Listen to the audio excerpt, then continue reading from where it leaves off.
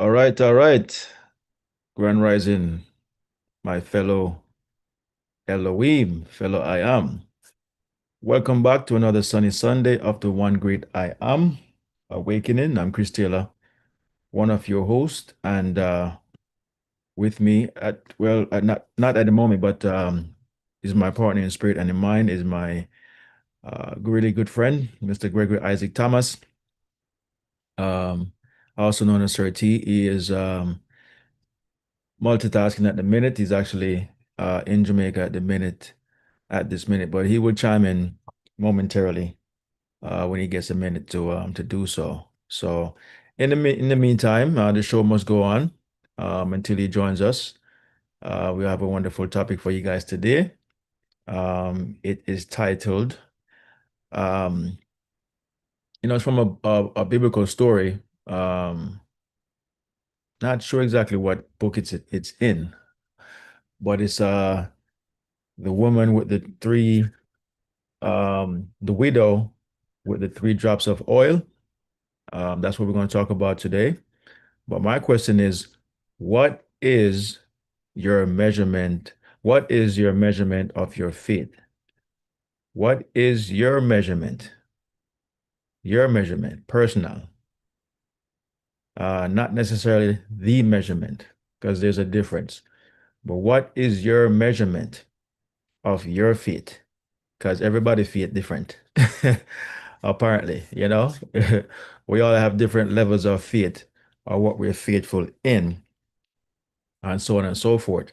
And so it is really good to, understand how we can, you know, identify our measure or level of faith. Okay. Um, I think Neville said something that,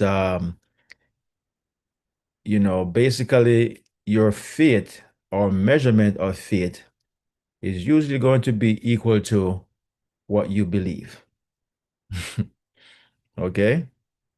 I'll say that again. Your measurement of faith, your personal measurement of faith is going to be equal to what you believe or what you believe you can achieve, what you believe you can do. In other words, what we could liken it to, we probably could liken it to um, a task that you already know how to do. And so you have no doubt, zero. Someone gives you something you're already accustomed to or familiar with, and you're given this task and you're very confident that you can do it. So you're even past the state of belief. But if it requires, a time that you can get it done, and you say, yeah, man, I believe I can get it done because you already know that you are versatile, you are qualified in that arena of expertise. And so therefore, when asked to do the task, your belief level, based on the time slot given to get it accomplished, is very high. But if it's something that you have never done before, but you can learn it, your level of belief to get the task done is not as consistent as if it were something you're familiar with, you know? And so our belief level goes up and down like a ladder based on the task given, based on the time slot that it's needed to be done or required, something that you are looking forward to achieving or receiving, expecting, and depending on, you know, your level of expertise or experience with such a thing, your faith can change, in a drastic fashion, depending on certain circumstances that may arrive or arise during that time, you know. So what we want to achieve in our life, the goal we're looking to achieve in our life is consistent faith or persistent faith. All right. Um, Persistent meaning to whatever comes in your sight or all your five senses, whatever you are hearing, seeing, those particular two senses, whatever comes and you become aware of it, does it shake your feet? Does it move you off of your foundation? You know, are you easily swept away like an ocean wave coming, on the seashore or on land? Are you easily swept away? Will you stand that test of time? Will you be like Simon Peter, um, who became so disciplined? His name was first Simon Bar Jonah, or Simon the son of Jonah. And we all know Jonah, the one that was swallowed up by the whale. And so Simon, the son of Jonah, or Simon Bar Jonah, he, after becoming disciplined, his last name, he was given a surname. And surname basically means, to keep it simple, a second nature or a new nature. That's why when a woman gets married, she gets a new name.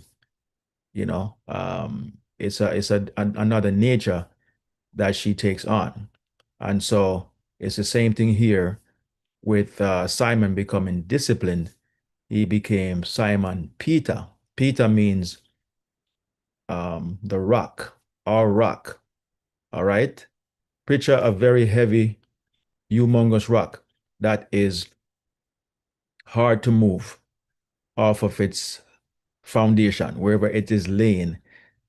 Wind come, um, the river comes from out of nowhere, a flood, you name it, and the rock still stands, does not move off of its foundation, come what may. This is the kind of faith that we are looking to develop. Faith is something that you have to develop. It's not something that you are necessarily born with. It is something that is innate. It is within you, but you're not born with the strength or the necessary, um, fortitude or attitude that you need to exercise it. So it's something that you have to develop through the test of different things, or as they say, the test of time. Okay. So this is why we asked the question today: what is your measurement of faith? And wherever it is at, we want to raise the level of your faith. We don't want the faith to be what do I call it now? Adjustable. We don't want an adjustable faith.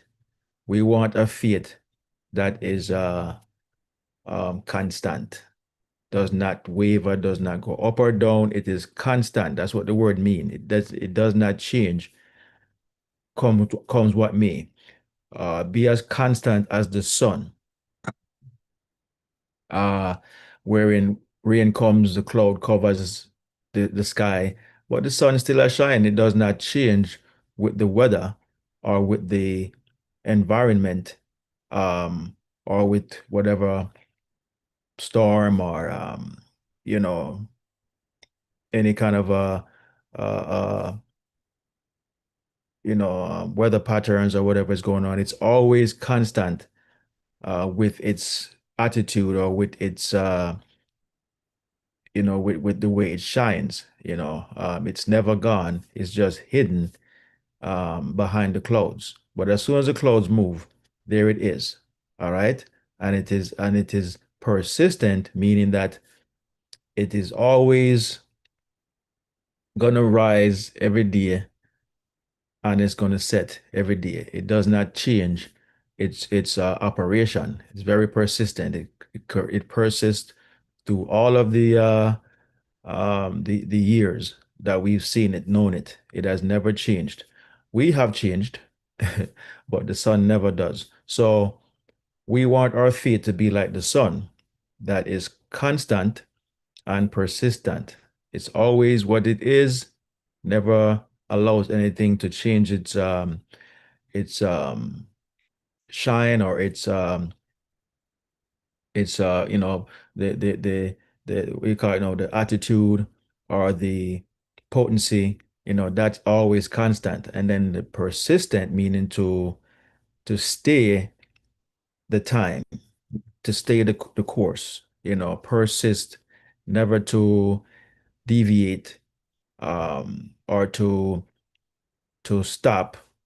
Um, as them say, it's better to be moving slow than to not moving at all. At least always be moving forward rather than being static, stagnated, or moving in reverse. You should always be going forward at some pace.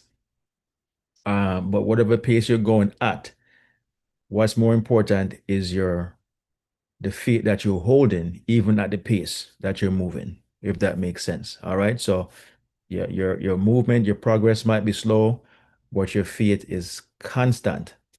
Okay? Never changes. There is the man of the hour, Sir T. How you staying, my brother? Are you able to say a word? Yeah, yes, man. Greetings to everybody. Yeah, Johnny, I'm on the road, so I'm not sure how the reception is. Internet thing going on the road in Jamaica here. But I yeah, want I'm to say, too. I want to say something better than when you're there, foreign. Sound better than some Marlon, sure. Marlon, the virus. Like Yeah, Jamaica, man, but it's, I go on with things. yeah. Oh yeah, oh yeah. Actually, I'm very impressed. I'm very impressed with Jamaica. Even GPS system, because right now I'm going. I don't know exactly where I'm going. And the GPS system and it carry you go there. Yeah, man, I got me use them today now, and it worked. Brother, some place me drive go Jamaica where me never been before, and the GPS work same way. Yeah, man. Yeah. So Yes. we're stepping up, you know? Yeah. So that still present, still in the moment. As we've always encouraged everybody to. Unfortunately, I did not get to review this morning's topic before we join in. Um, in Yeah, the end, man. anything we discuss, it's all back down to. Exactly, exactly. It's a we call it now. It's a memory that you're So remember, bringing, exactly. bringing back. You already know it, but we are, just bringing it back to the surface so that we can expose it to the masses, you know? Yes, and also that it's not only about spreading the message; it's more about you practice. Practicing, yes. Mind myself, yeah, that you always have to stay in always have to stay in the present tense. Because Mhm. that's it. The crux of the matter is that, if you're doing whatever else you're doing, you don't have to worry about it. That's your conscious. If you're in the present tense, that means you're conscious of your awareness and of Mm. everything else that's happening. And so you don't have to be asking yourself, am I doing the right thing? As long as you're in the present tense, you're right here and you're not there nowhere else. Your mind is not anywhere else apart from right where you're there. Yes. Then consciousness is at work.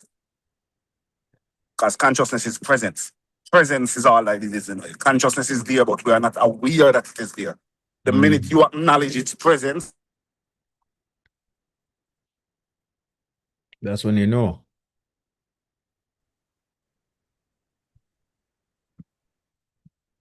All right, look like you went away for a little bit.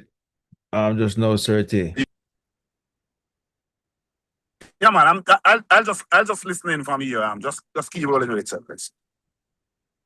All right. Thank you, brother, for at least joining in, chiming in. Look at the wonder of technology, though. Mankind has created a technology wherein you can be in two places at the same time, as them say. Meaning that you are presently driving and you are also on a program, that is being broadcast, over the internet, over the some waves that we cannot even see, but we know it exists. And you're able to be heard and seen. Imagine that, so two places at once. And it's symbolic, because on another note, we are also in two places at one time. When I'm trying to say I can't be in two places at one time, it is it is not true. Um it is it appears that way, that you cannot be in two places at one time, because we're only aware of this the physical sense, or the self. So when they say that, they're talking about the physical, but there's another essence within us, the consciousness that you mentioned just now, Sir T, wherein that aspect of us is present everywhere, anywhere, at any time. All right. The body is a stationary, um, object in terms of wherever it is at, that's where it is at. But your mind, your consciousness can be anywhere you put it at any time. And wherever you put it, you do become aware of where you put it. It's not like it's something that you are not seeing. You're actually seeing it, interestingly, with your inner eye.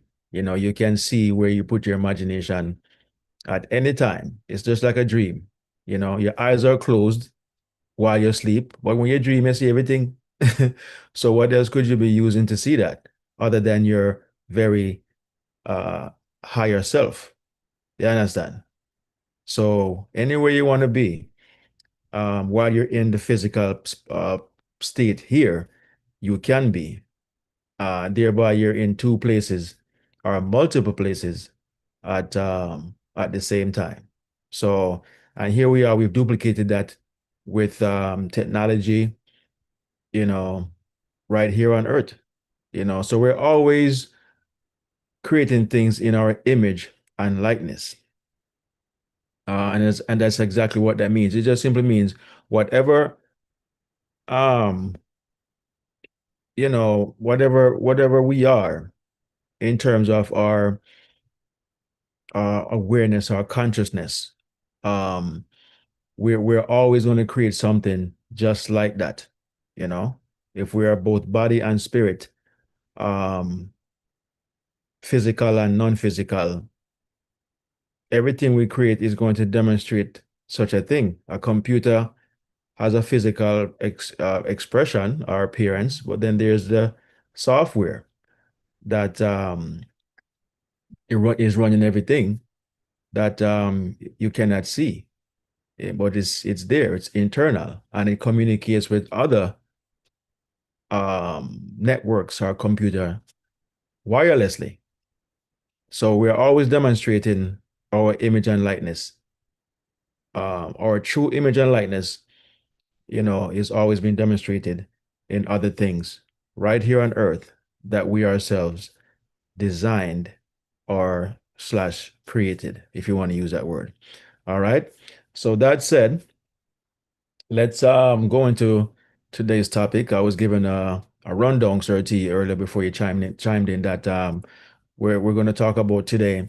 What is your measurement of faith? And we really want to dissect this one today and really get to the root of the matter, that faith, there are different levels of faith that we as human beings exercise. But faith is not supposed to have a level that is movable. It is supposed to be something that is constant, just like the sun, always the same shine. The sun not change. Yes, it may feel hotter some day than others, but that is depending on the weather pattern. But the sun itself has not changed one bit. It is always exuding the same um, flames or heat, that it is always has, and it's very dependable. It rises on every day and sets every day. It never changes. That means it is very persistent. It's always going, moving, never stops, always, on the go. You can see it throughout the sky. You know where it's going to be at 12 o'clock, 3 o'clock, 6 o'clock. You know it. You're not surprised when it's where it's supposed to be. You would be surprised if it is not, but you know within yourself that they will never happen. All right. And so you want your faith to be the exact same as the sun, something that is kind of set in stone. But because we're also human, we have a tendency of raising our level of our faith. And I said earlier, based on what we believe that we can do or what is easy to do to us. What we find, when anything we find that's easy or will come easy, your level of faith is at its highest, But then when we read something that appears to be much harder, more difficult, something that is unknown to you, and this is where faith really comes in, something that is unknown, unseen, never been done, then our faith level drops based on our belief. The belief is the what you call it now, is the knob or the level that we use to gauge how faithful we are. You understand? And so you we want to get away from belief and get to the level of knowing. You understand?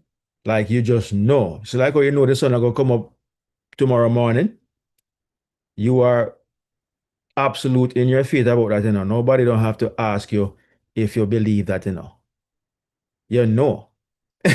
Nobody asks you, you believe the sun are gonna come tomorrow? No, you don't have to believe it. You know it.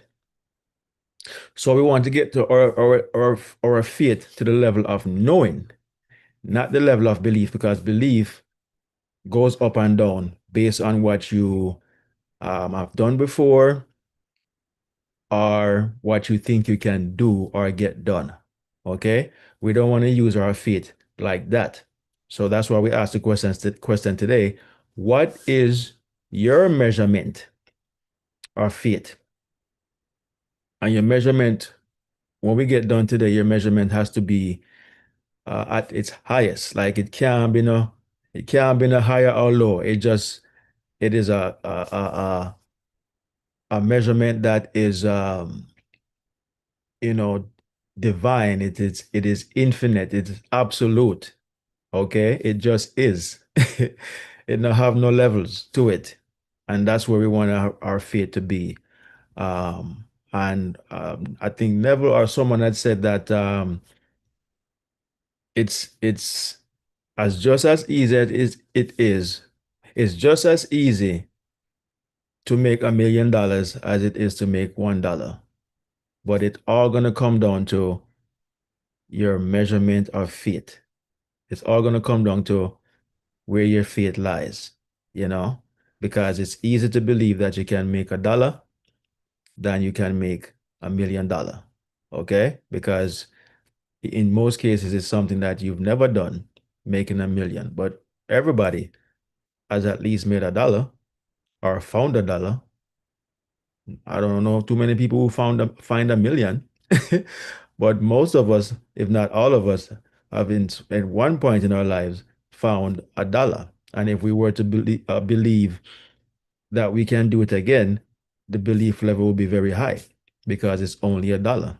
But a million, no believe say I go find it because of the unlikeliness of that $1 million to just be lost in the first place. Okay. But in terms of earning it, no, that's a different thing.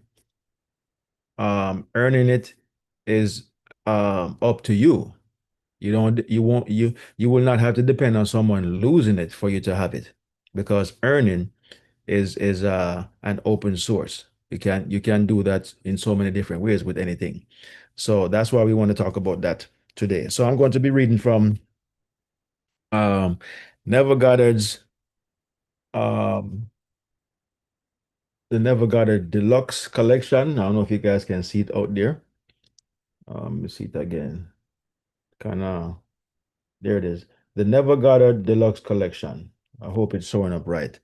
We're going to read from the first book in here, which is, let's move this back a little bit, which is At Your Command. Okay. I believe we read from it last week. And this week, we're going to talk about the title is What is Your Measurement of Faith? But we're going to talk about what is, we're going to talk about the widow with the three measures of oil. Okay. The widow and the three measure of oil. All right. Or the three drops of oil, rather. All right. And so this is a story that never covered here in At Your Command. So the widow and the three drops of oil. All right. And this is going to explain to you, where your faith really lies. All right. All right. Let's see. So let's read from here. It says that okay, the widow. Okay, so another story that is told to us is the widow and the three drops of oil. The prophet asked the widow, so I want you guys to listen to this. All the words I'm going to be saying. The prophet asked the widow, "What have he in your house?" And she replied, "Three drops of oil." Before I move on, I want anyone out there watching or listening to the One Great I Am Awakening that everything we talk about here, um, most of the time we'll be talking about from scripture, from the Bible. However, we do not subscribe to a literal Bible. The Bible is not a history book. The Bible is a psychological book, a book of mind, a book of your divine presence, a book of your imagination, your consciousness, your awareness. Okay. It is not talking about anything physical. It's talking about something that is spirit, that is unseen to the naked eye. Everything is addressing these are personifications of the mind. All the names mentioned in the Bible, whether it be Noah, Jesus, um, Aaron, Moses, Joshua, Jacob, all these individuals mentioned are just personifications of your consciousness. All right. And so the story that we're going to be reading never happened in real life, as they say. It never happened to a woman with three drops of oil.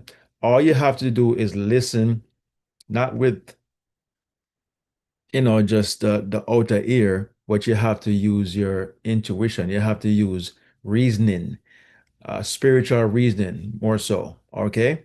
Not emotional um, or illogical reasoning, okay? You have to look at the thing and say, but does this make sense in a real life atmosphere? Would this have happened today? You know, would this have can this ever happen in real life? And the answer is gonna almost always be no, okay? Because they are too supernatural. We live in a natural world. That's what I'm calling it, nature. We live in a natural world. All right. Um, and so when you listen to the story, I want you to follow it in a psychological sense. You are not told to read the Bible psychologically. You are told to read the Bible historically or literally to believe everything read was something that transpired right here on this planet. Okay. But what we read today, or what we're talking about today, I want you to look at it with a different lens, perceive it with the lens of the imagination, the lens of your consciousness. Okay. Um, do not see it as something on the outside because you will not be able to comprehend, meaning to understand the true meaning of the stories. All right, when you look at it like that. All right. So that said, let's get into it again. Um, so let's start over. It says another story is told us of the widow and 3 drops of oil. The prophet asked the widow, "What have he in your house?" And she replied, "3 drops of oil." He then said to her, "Go borrow vessels. Close the door after he have returned into your house and begin to pour."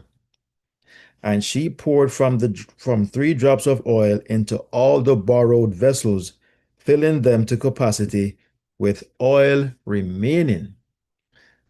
So as I said earlier, the woman says she has 3 drops of oil. Do you know what drops are? Like a teardrop, raindrop.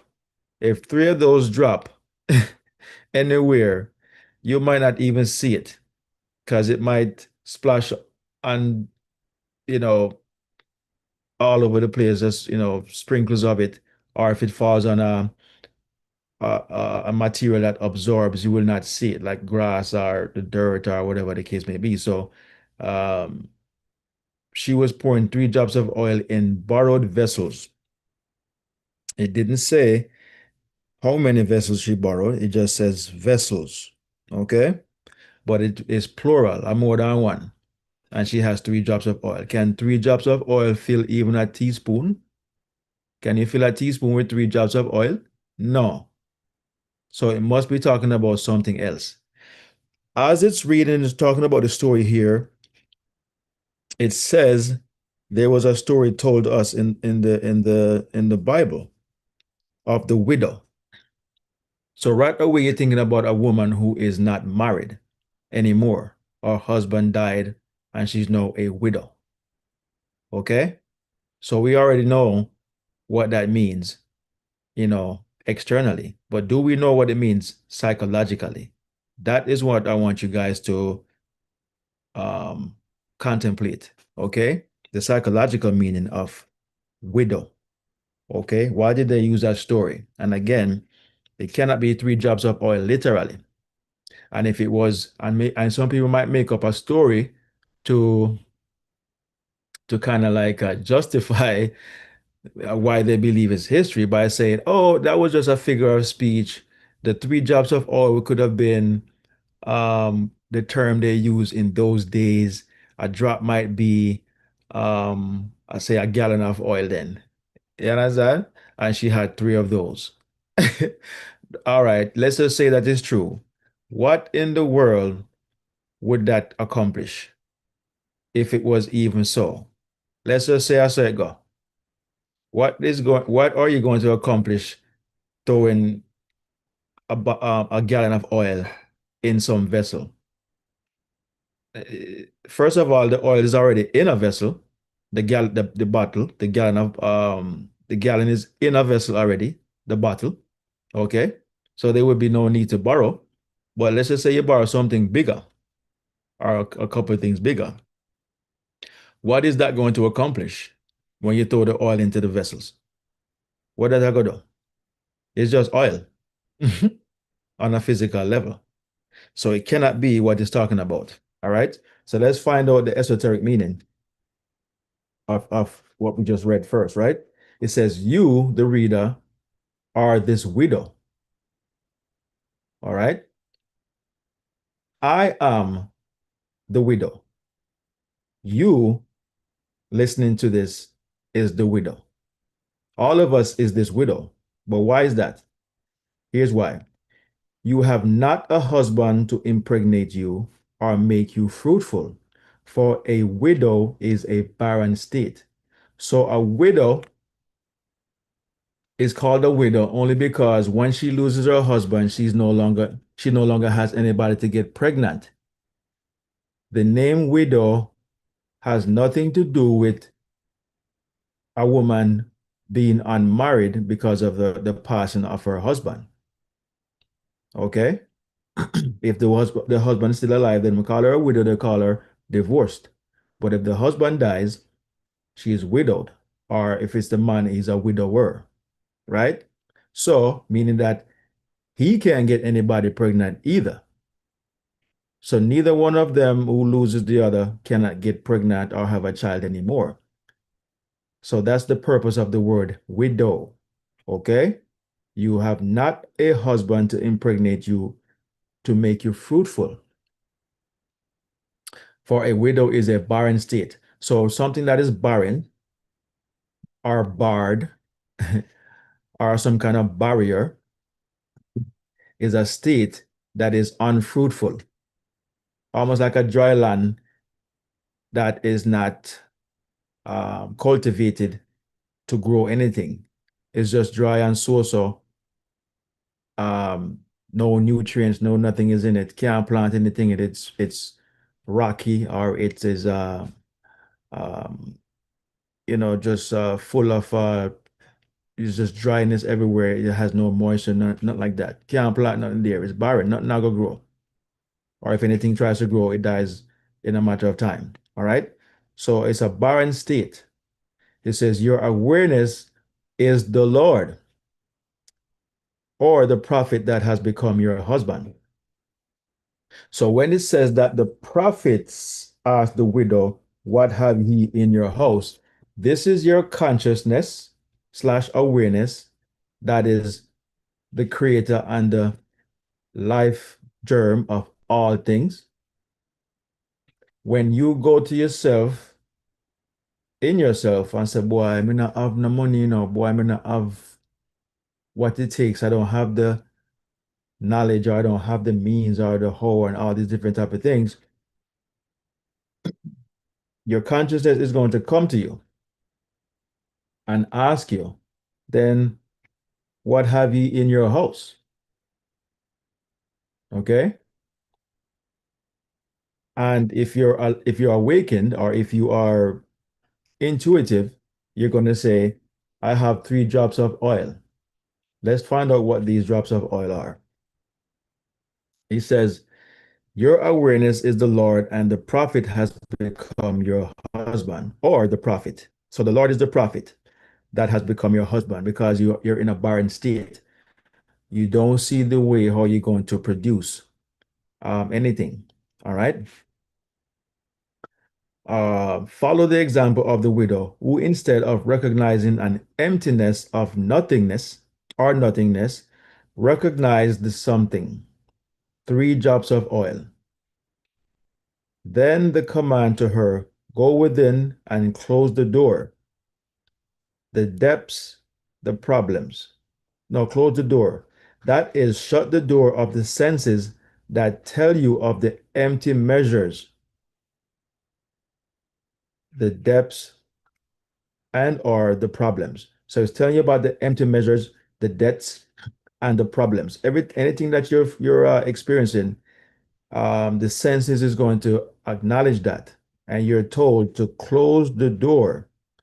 When you close the door, you're closing the door on your senses, on the 5 senses, and you're going within.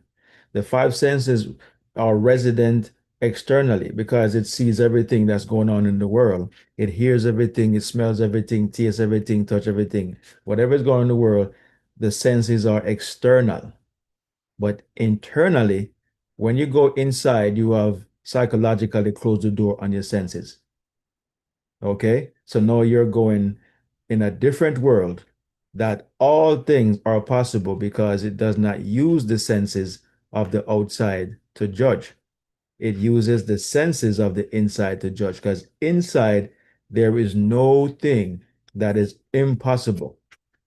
No thing is impossible to the inside. It's on the outside where you find limitations and restrictions. Okay? So he says,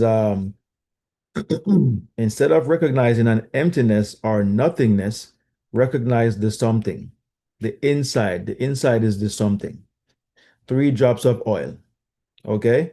The something is the 3 drops of oil. The inside has these 3 drops of oil that is limitless. That when you feel something, you even have more left over because in that world, nothing is limited. Everything is infinite, can't finish, can't exhaust. And that's what it's trying to tell you here that the oil is inexhaustible. Um, then he commanded her to go within and close the door, that is to shut the door on the five senses that tell you of the empty measures, the debts, or the problems. When you have taken your attention away completely by shutting out the evidence of the senses, begin to feel the joy symbolized by the oil of having received the things desired. When the agreement is established within you, so that all doubts and fears have passed away, then you too will fill all the empty measures of your life and have an abundance running over. Okay? So the three drops of oil are symbolic to that of the feeling. It's an inner thing. It's not something that you're going to have to make or create. You already have it within you. Anyone can generate the feeling at any time, even when you're going through an uh, emotionally tested time and stuff like that. You can still garner the feeling of joy. Okay, ask any actor who are in movies when them tell them to laugh or to um, to act happy or blissful or whatever the case may be. Anything can be going on in their world at that time that is not something to be happy about. But while they're acting, which is their job, they're still able to garner that emotion. You understand? So this is how creative and how diverse you are as a human being to be able to do these things. And so joy um, is what is symbolic to this oil that you have more in abundance than an external oil.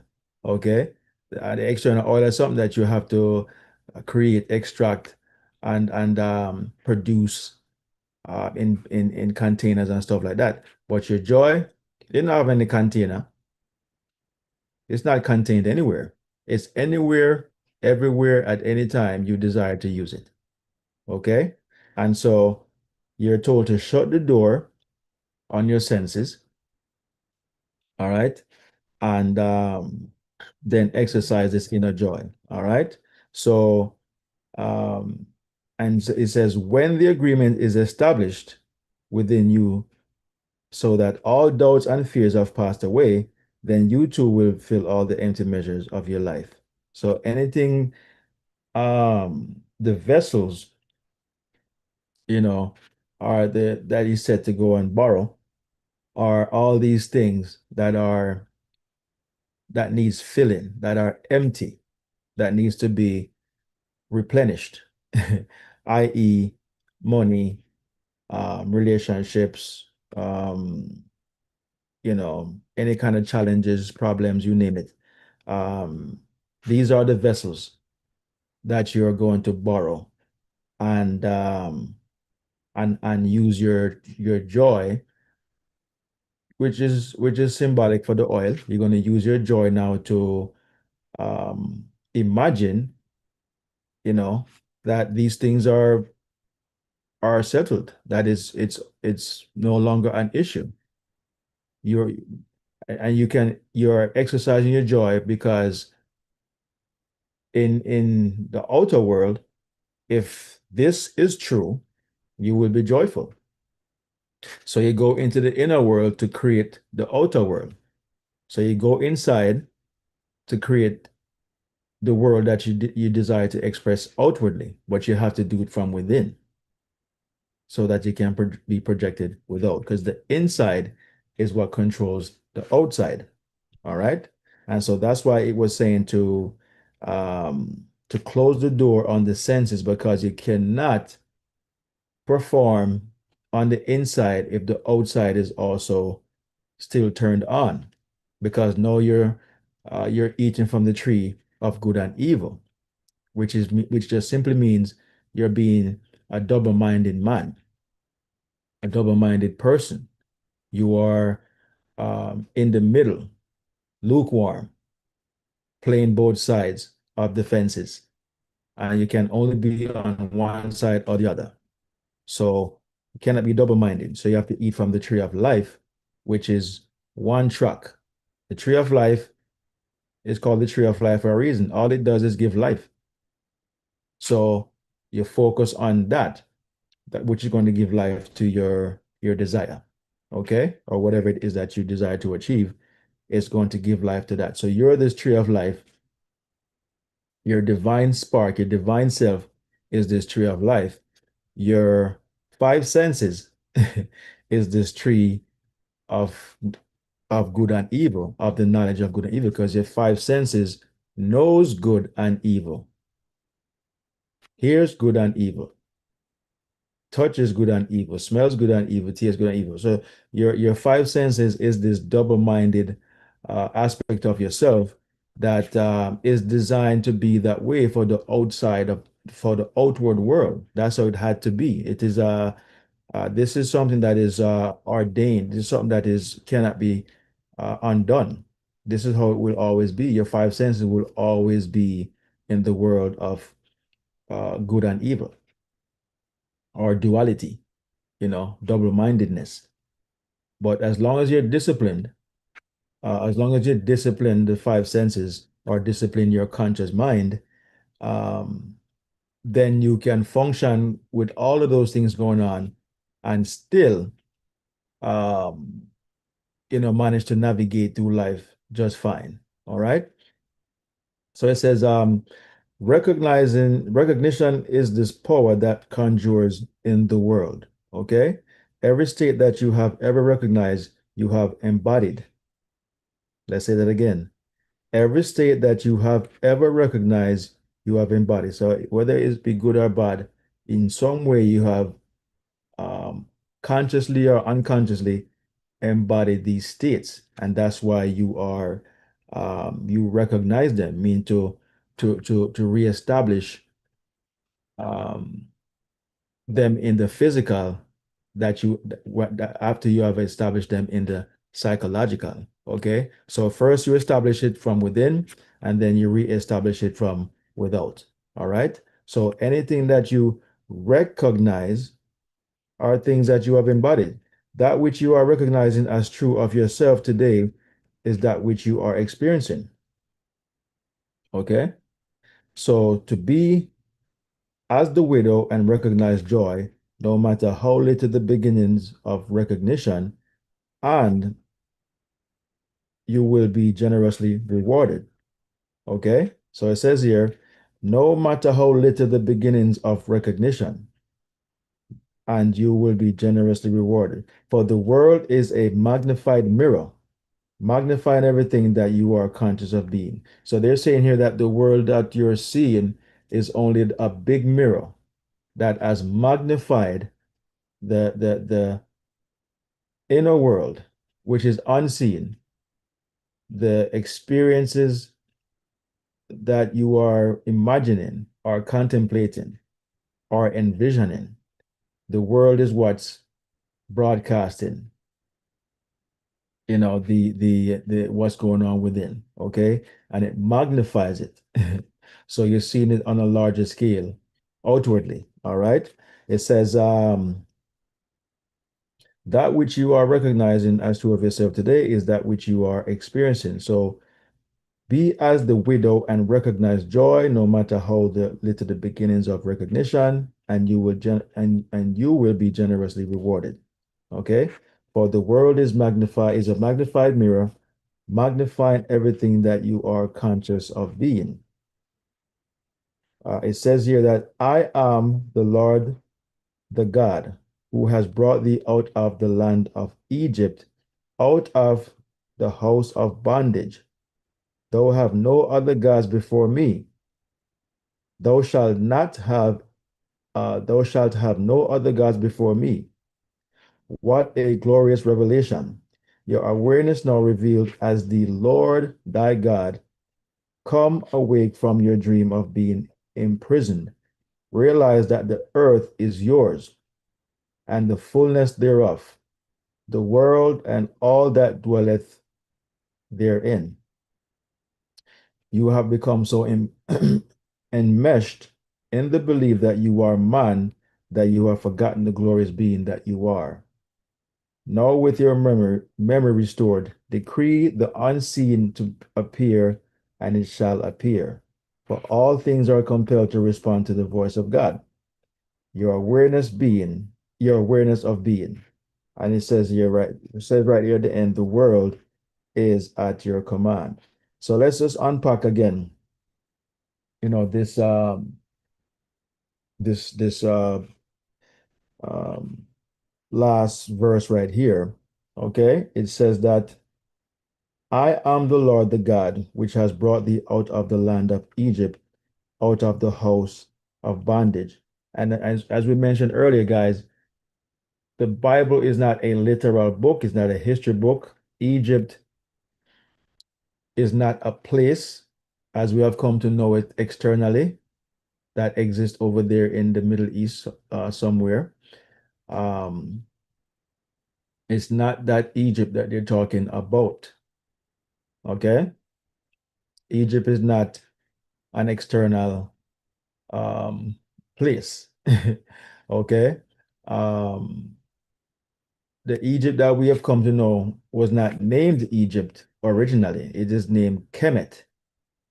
Okay? They changed the name to Egypt, I believe, to match what the Bible talks about. Okay? A lot of the places you read about today were what I call it now, plagiarism. They plagiarized the Bible. Okay? They read the Bible, they look at all these different things, and they go around naming these places Jerusalem, Israel, these places that never had those names. Israel is a new state or a new country, not even 100 years old. And most people don't even know that. Okay? But they have designed it in a way where it seemed historic. That has been around a very long time because it has all these places that they have named after the Bible. Okay. Um, but the math does not measure up to the the the the height of it, the width of it, the length of it, um, the area that the Bible speaks about did not give any measurements per se, but it gives time, how long something took to get done or to travel and all this type of stuff. And therefore, if it was the real place, um, it wouldn't be something that you could right now, literally, you can travel to that place in a matter of days. Okay. Um, 5 days in some places, some instances based on the traveling from Egypt to wait name there to Israel. Okay. Um, days, but yet still in the book it took 40 years. 40 years. Exactly. 40 years, no more, no less, to come out of Egypt and go into shoot, just to get out of the wilderness took 40 years before they can even get to the promised land. And so it could not be talking about that literally. So it must be something psychologically. It must be. It cannot be a literal place. That it's like I'm in Fort Myers and I'm walking, you know, a mile. And it may take me 20 minutes, 30 minutes or whatever. Um, but I'm reading something about that said distance, and it said it took the person 30 years. That couldn't be seen literal then. They're addressing the same so-called place, but they must be giving you some kind of a parable, metaphor about the same thing, like how people exaggerate. It's an exaggeration. it's not supposed to be taken literal. So people take this exaggeration to be literal, and you would not be given something that is to be taken truthfully in an exaggerated state. So there must be what the reason why they did it was to hide um the the the um the message within what is written. What is written, it was not supposed to be what you take from the story. It was supposed to be what you use to um, determine or to extract the story. In other words, comprehend the story to be something other than what it is saying. The surface level is not what it is saying. It is telling you something different. You have to descramble it. It's coded. It's written in symbolisms, in parables, and metaphors. It's a mystery that has to be unscrambled. You understand? So that it can make sense to your senses. All right. Other than that, you're going to get the wrong idea. So when the Bible tells you that they were taken out of the land of Egypt, what comes after that is called the house of bondage. So Egypt is not a place, it's a place of being bonded or bondage. Okay? It's a place where you're stuck, where you're restricted, limited. Okay? It's a state of being limited, a state of limited thinking, a state of um, barrenness, unproductive, no progress, you know, um, nothing that is fruitful. That's the state. Okay? And it says earlier that the Lord, the prophet, has become your husband. Why? Because you are the widow. You have no husband to impregnate or make you fruitful. Okay? The widow is a barren state. It's the same thing about Egypt. Egypt is a barren state, a state of bondage. Okay? You are always in a state of bondage depending on what, or barrenness, depending on what you don't have at the moment and you're trying to produce it. You're in a barren state. You understand? You don't have the thing desired or have it yet. Okay? So you have to apply what we're talking about here today psychologically so that um, you can design the way, not necessarily you going about doing it, but what you're doing is when you apply it, you're designing the way of how it's going to be done psychologically. And then when you do that, um, your world will reflect what you did here. Something will happen to bring about what you done inside here psychologically by applying this story. So what we're teaching here or telling you here is to know, use these biblical stories to apply in your own life, or to see the relation, to see how relative it is. Even though it is a story told in the Bible, it is still relative to this life right now. However long the Bible was written, it does not matter. Whatever it says back then, it is still saying the same thing today. It is still applicable. The sun was always shining millions of years ago, doing the same work it is doing today.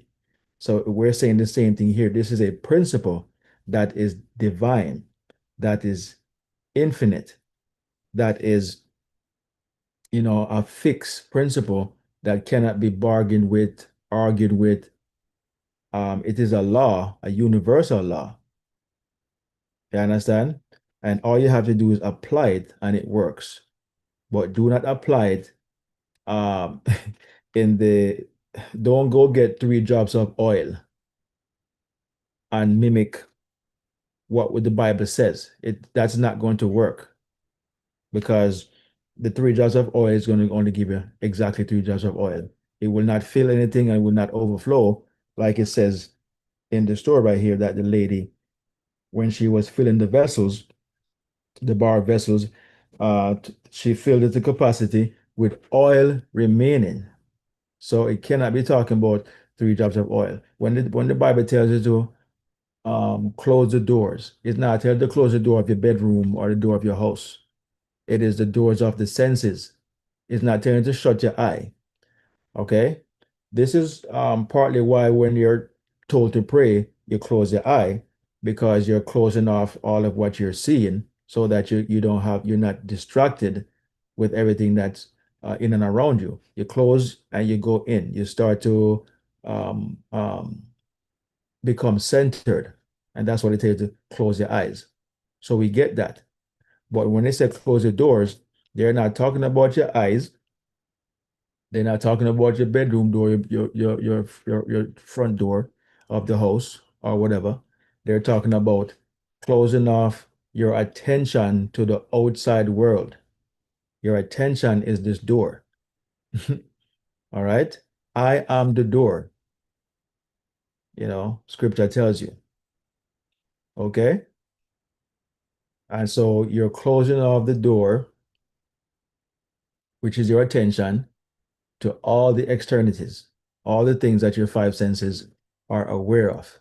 And once you close that off, meaning to be indifferent, meaning to turn the other cheek, meaning to turn your back to it, like Daniel did in the lion's den, right? You turn away from what you're experiencing or what you know, definitely know that's going on in your life. You turn away from that, okay?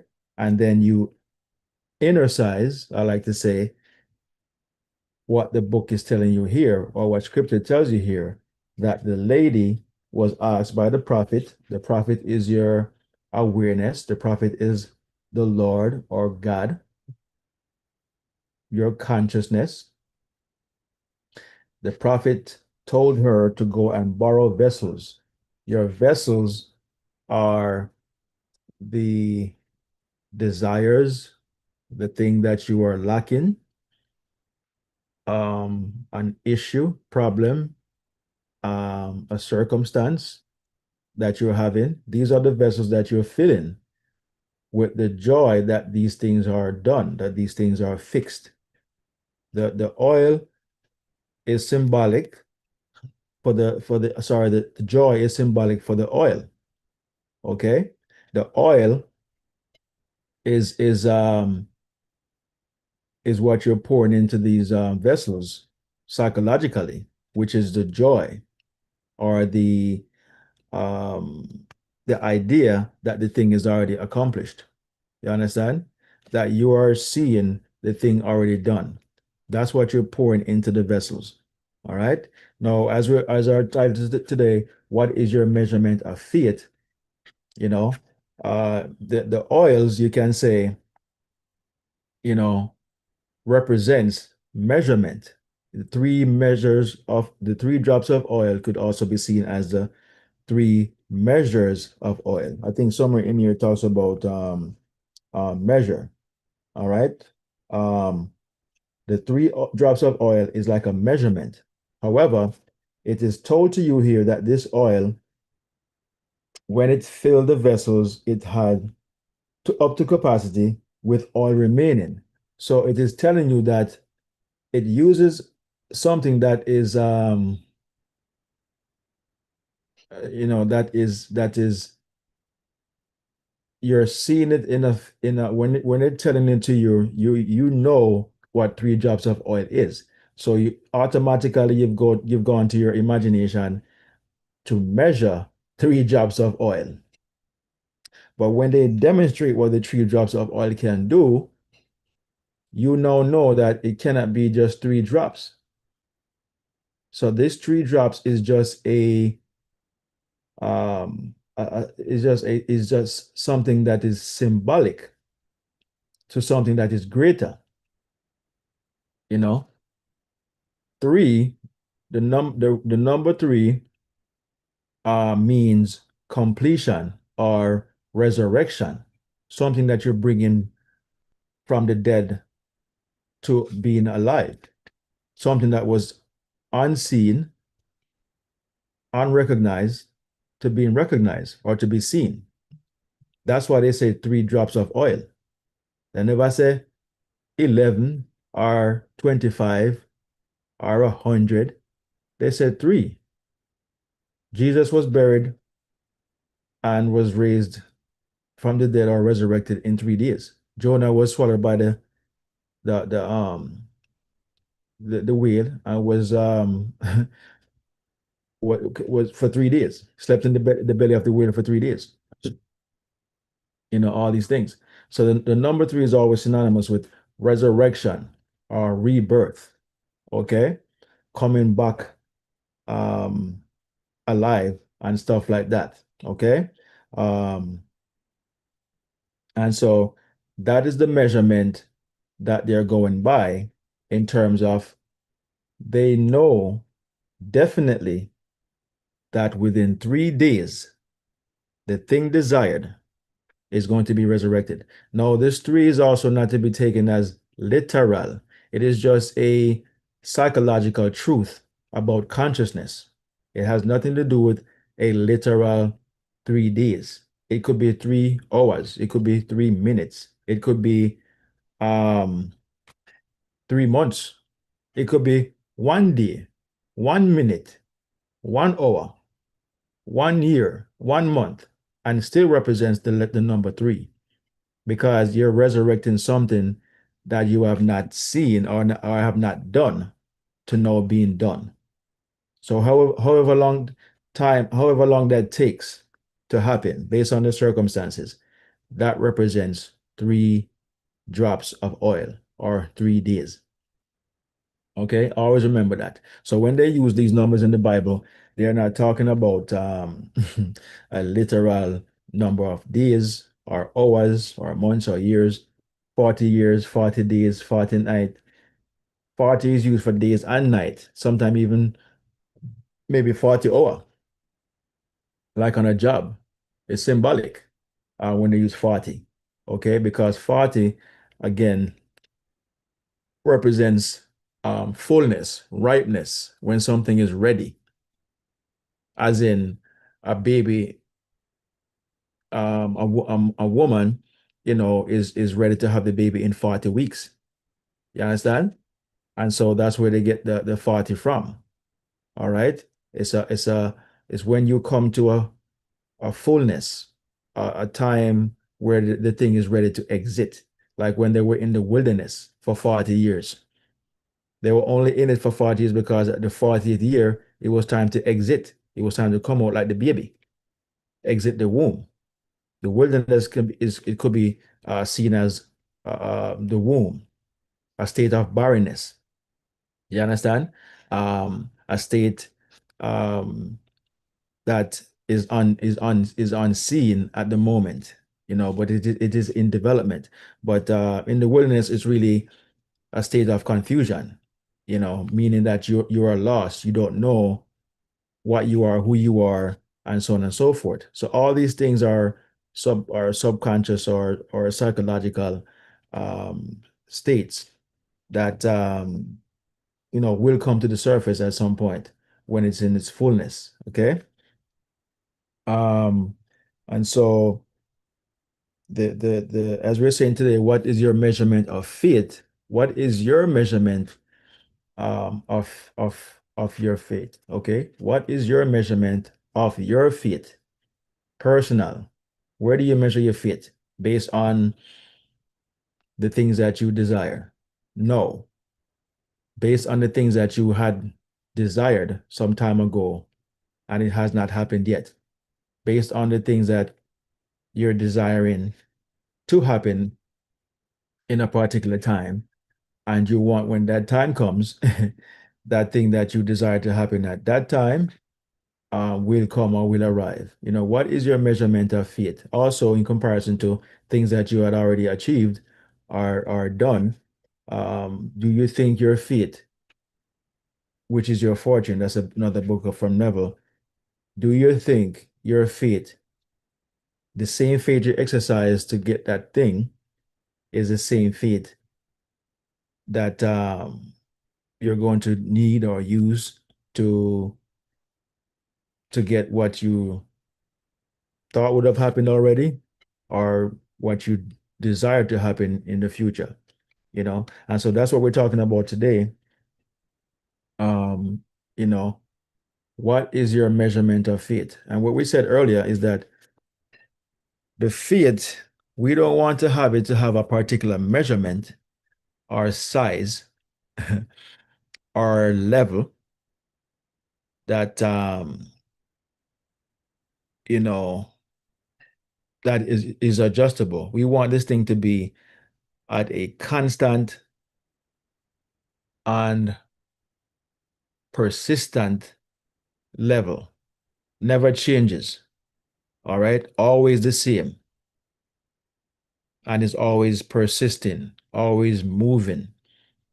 No matter what comes, it persists that, I'm going forward, and it perseveres through all these different um, up and downs, like a roller coaster. It persevere. You notice when you're inside of a roller coaster, um, you're strapped in and all this type of stuff. The roller coaster go up and down, but you're still in it. Your faith has to be the same way, where you're strapped down to your goal. Yes, your goal is this roller coaster, meaning that you're gonna go through some test of times, or so through some storms, through some kind of weather psychologically. you know, um, these things are going to arise, and does your desire that you have, does it stay the course? You know, through the up and downs.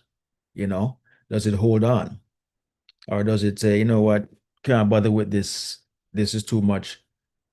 I'm going to try another time, or maybe it's not my time, or maybe it's not for me. We start to make excuses as to why it has not happened. But the real thing is that's causing the delay, and this is what we have to accept. And when I say we, I'm including myself. This is something that you have to know, that it cannot be the desire that is the problem. It cannot be circumstances that's the problem. It cannot be the world that's the problem. It cannot be who the president is or was or going to be, uh, or or it cannot be your job, or all these different things. It's none of that. The amount of money you have or don't have, it's none of that. It is all gonna always come back down to your faith. Always gonna come back down to you yourself. You know, the level of consistency that you are at when you are desiring something. Are you applying what we're talking about here, this 3 drops of oil? you know are you applying that? Is that you know a reality that when applied, this thing is going to manifest, because you have applied it, you have used it, you have done it. So the application here comes with recognizing several things. Number one, recognizing that you are first consciousness. You are not your 5 senses. You are just in this vessel, having the experience of consciousness. Consciousness is experiencing itself through the vessel that it is in. The vessel is designed to um, operate consciousness. This is your mind slash brain are intertwined. Your brain is what's operating the consciousness. Okay. And so you have to be aware of that. So that's the first thing that you have to be aware of, that you are not the body, you're not the 5 senses, you are consciousness. And consciousness is the law or Lord and the prophet and what is creating everything in your life, good, bad, or indifferent. the the Another thing is, recognize that the stories told in the Bible are not literal, they're psychological, but they can be applied to your literal life. All right. Interestingly, what a dichotomy, right? And to apply it, You just follow the formula, which right here is saying that the widow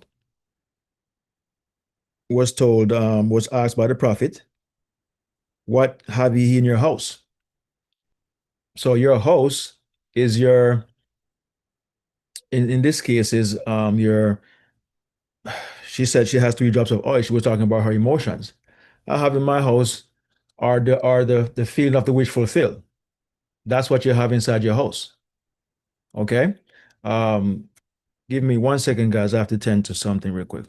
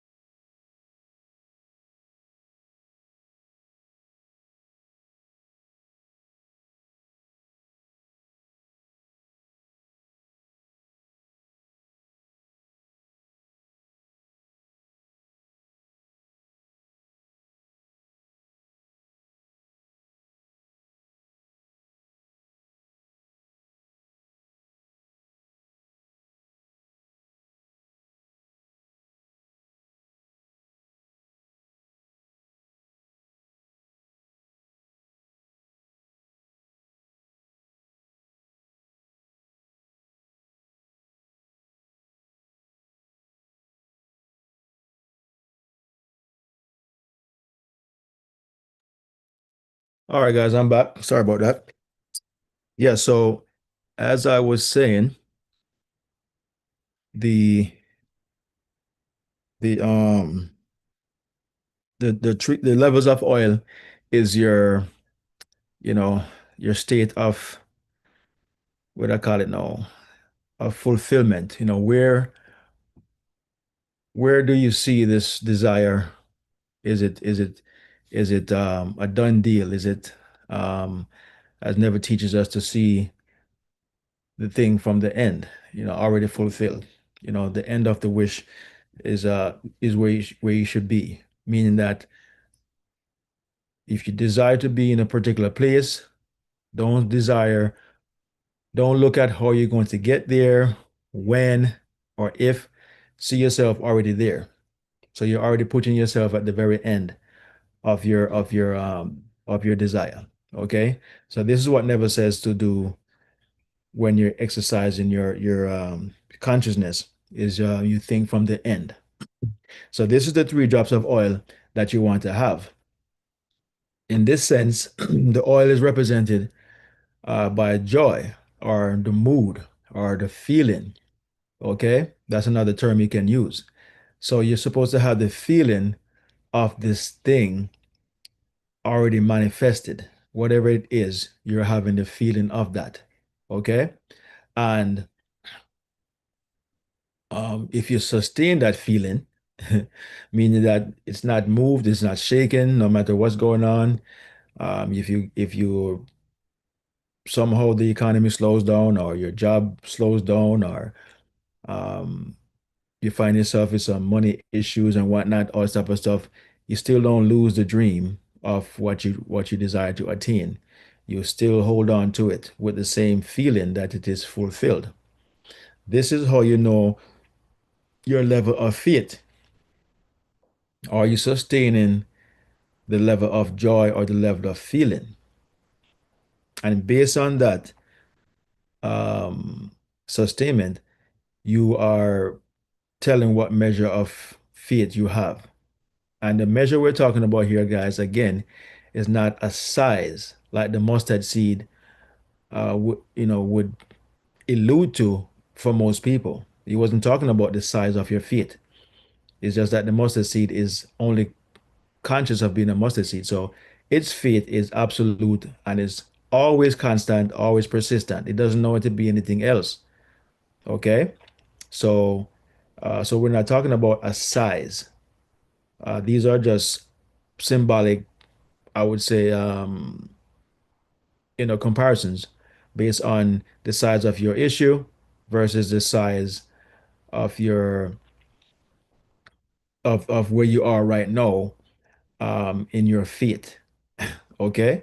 And so if your faith is absolute, your problem is very big, your problem is going to look like it's bigger than your faith. It's going to look like it's going to tower over your faith because it's um, a mountain is what they use to symbolize problem or struggles or issues.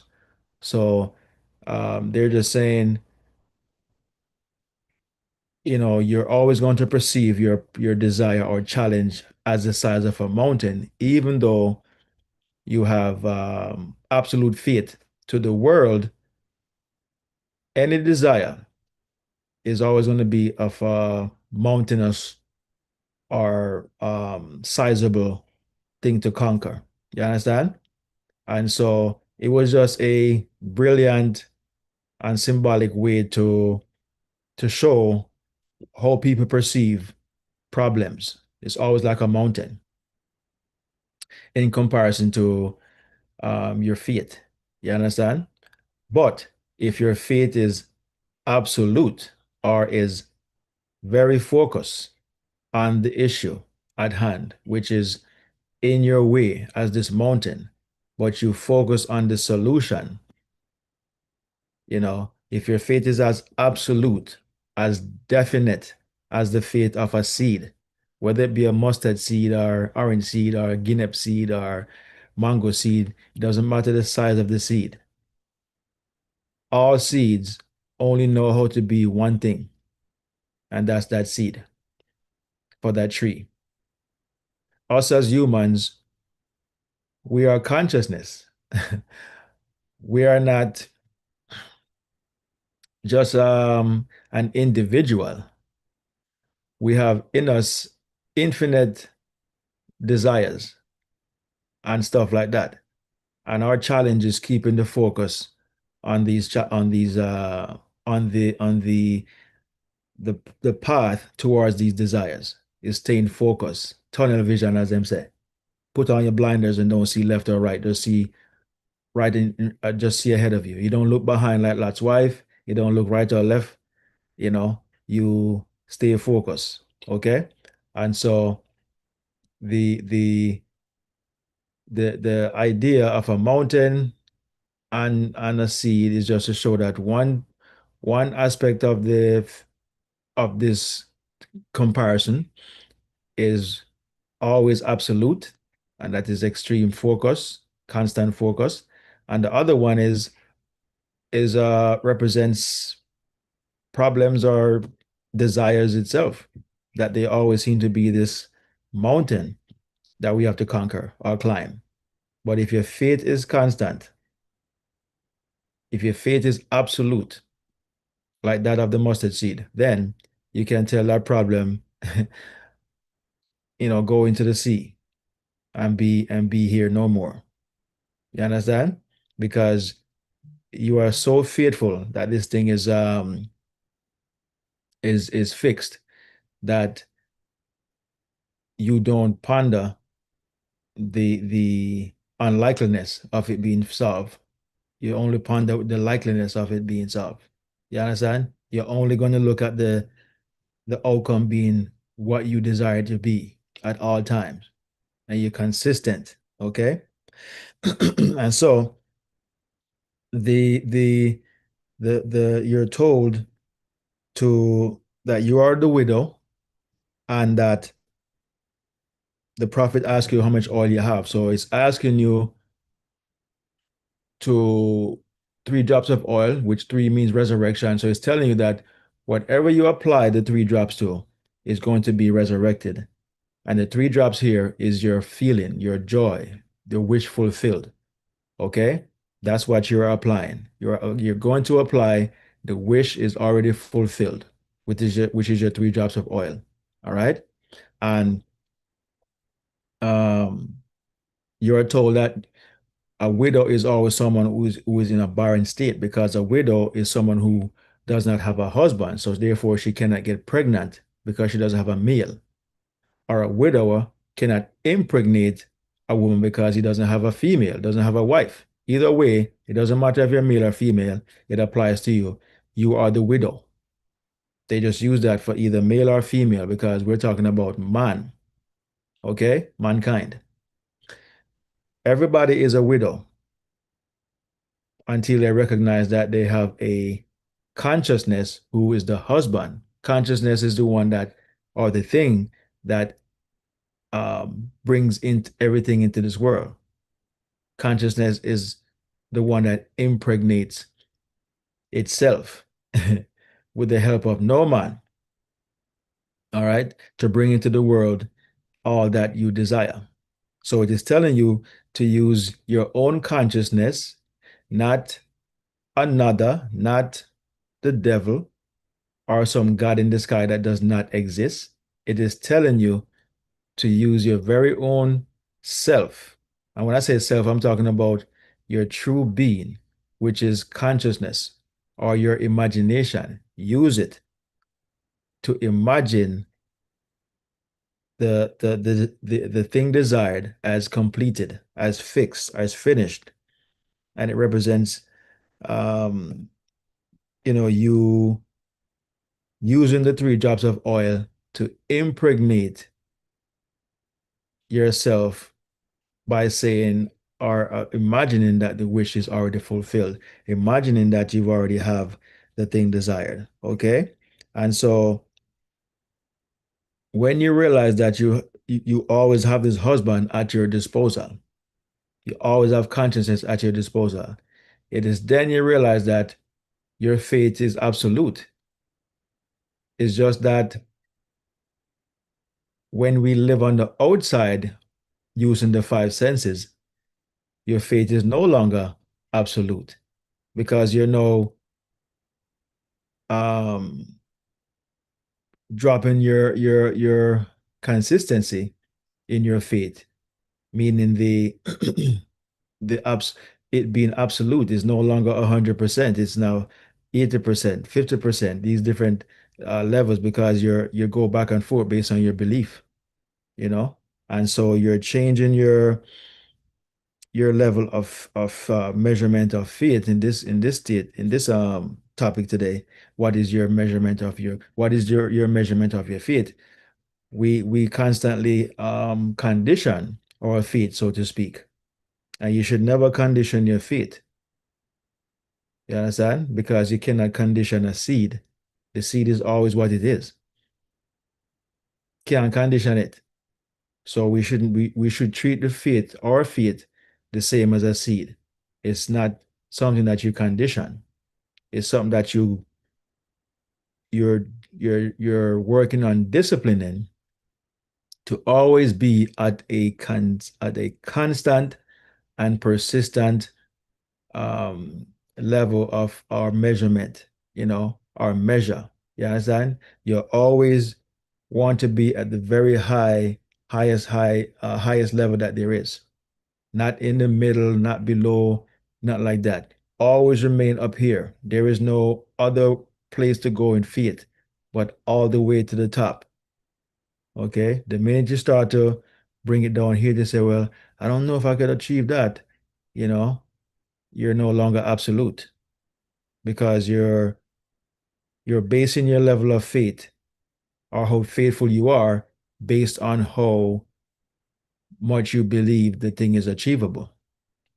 And we want to get away from that by developing an unwavering faith, the faith of the mustard seed, or the faith of Simon Peter, who is surnamed Peter because he became disciplined, where he is not um, movable. He stands firm in his conviction, you know. And even though in scripture it shows, it gives you, what you call it now, examples of when his faith wavered, you know, which happens. It is just trying to tell you that, it does happen where your faith wavers, but bring it back. That is the one thing that we have to also be aware of that yes, we're developing our faith to be absolute, um, but we are not like a seed that is completely just the seed. We are operating from a higher principle that is so diverse and can be all these different things and is in this world functioning as man, as woman, as all these different things, right? That we get caught up in things, we get distracted. We have five senses that at times get lost in the sauce, and it can affect your faith, so to speak. But recognizing when that happens, you bring it back. I never talks about that in some of the teachings where you bring it back, where he was talking about when you have a desire, find one thing that equals the completion of the desire. If it is just climbing some stairs in a house that you desire to buy, climb the stairs all the whole time. See yourself going up the stairs all the time. If there comes a time where you find yourself doing something else other than that, bring yourself back to doing that. Don't go in the kitchen, don't go in the bathroom. Just find that one thing that implies that you have fulfilled this commitment, this desire, this goal, this dream. Bring your attention to that all the time and do that over and over until it becomes vivid in your consciousness. So much so that you could fool yourself that you were there for real, for real. You understand? Or that you have achieved the thing because you're so engulfed in this desire, this outcome, that you start to feel that you have it already. You forgot that you haven't even achieved it yet because it's such a strong feeling that you developed based on the practice, and then the persistent practice. So Neville is saying um, to get to that level of consistency, wherein your focus is so one-sided or one-dimensional or attentive that nothing shakes your feet, you know, and that's what. And if it moves, bring it back. If they roll the stone or move it somewhat, move it back. It's heavy anyways.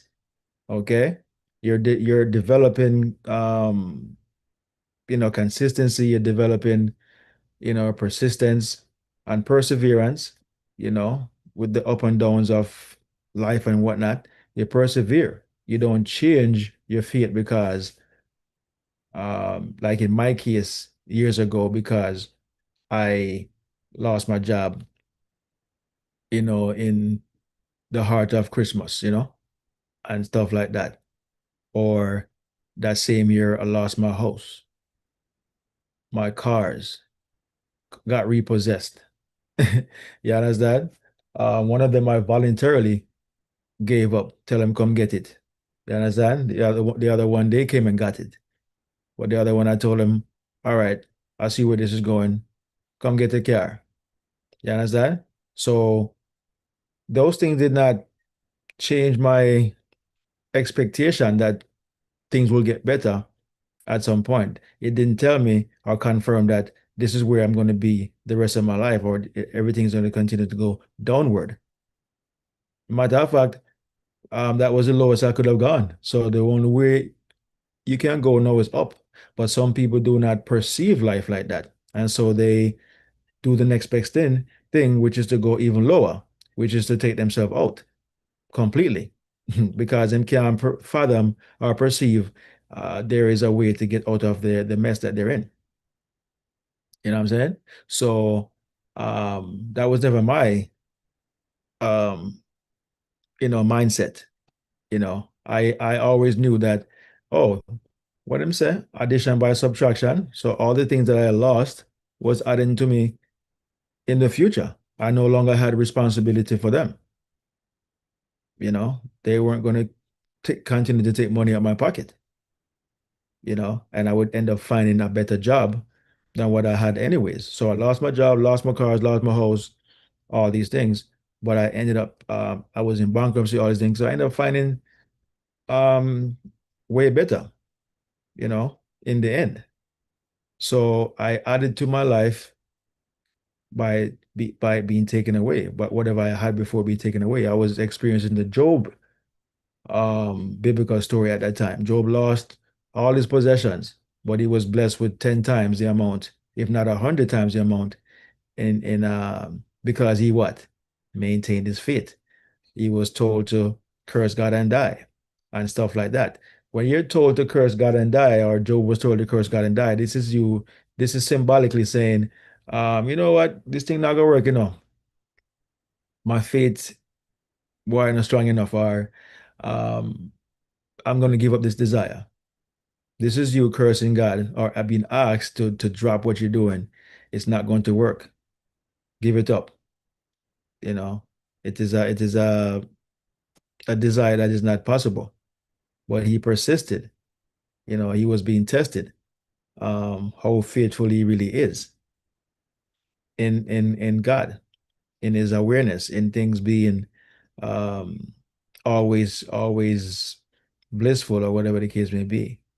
And because he persisted through all the trials, he was then blessed 100-fold, tenfold, whatever, with all the things that he had lost, you know. And so we want to get to that level of faith that Job has. I have a friend right now who is moving, and they were in need of a job because they have to, relocate and stuff like that, and find a new job and whatnot. And um, it didn't look like it was going to happen, coming down to the 11th hour and stuff like that.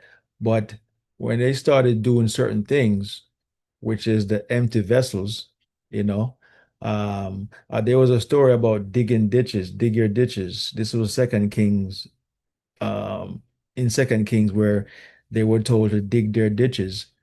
Um, they wanted rain, they wanted water, and they were told, dig your ditches. You will not see the wind, you will not see the rain, but you're going to come out and the ditches are going to be filled. All that means is that when you have a desire, um, if you go in preparation of having the desire already, the thing desired, that is you digging the ditches. If you think from the wish fulfilled, that is you digging the ditches. Or even if you're doing something in the physical, acting as if it has already happened, which I did when I was looking for the barbershop. I would go out every day looking as if I would park my car right in front of a building and take my picture right there, as if that's where I was already. Not will be, but was, you know.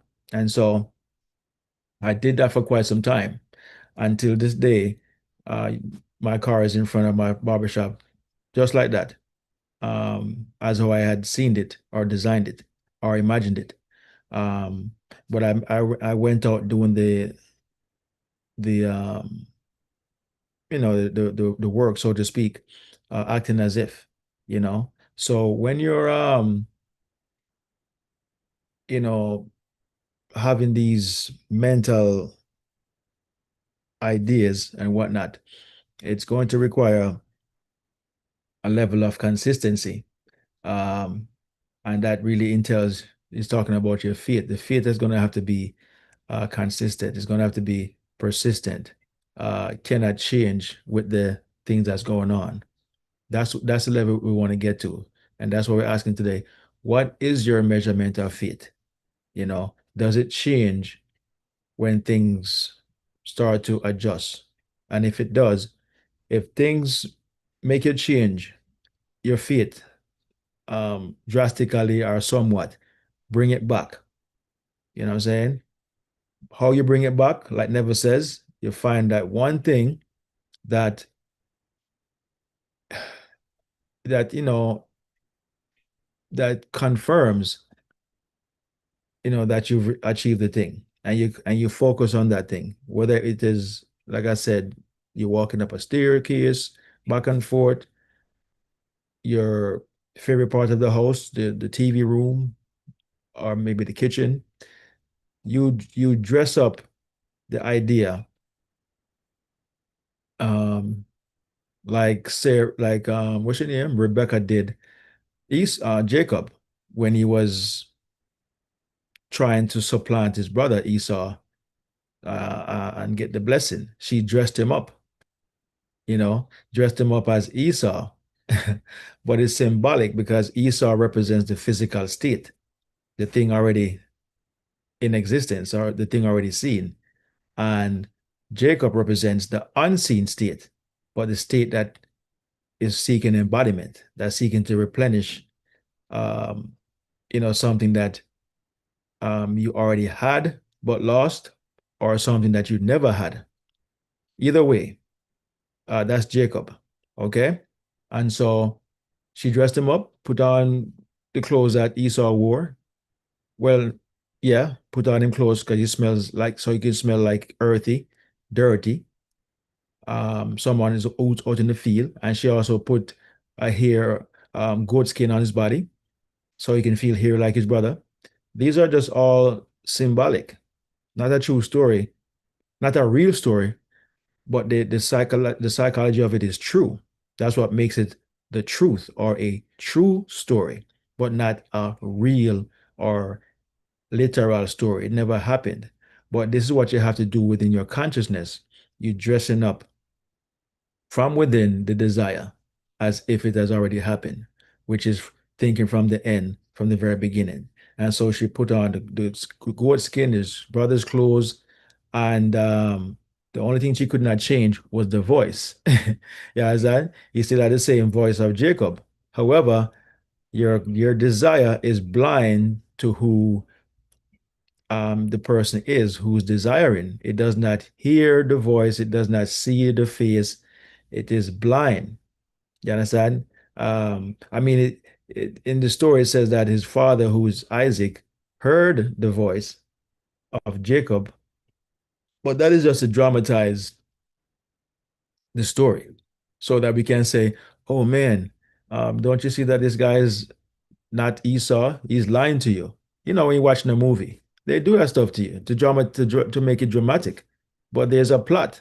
There's something that's going to be accomplished. But we get all caught up and say, she said the man, they're right behind you and this and that and the third. But this is how it's supposed to go to make it dramatic, traumatic. You understand? Get your emotions flowing.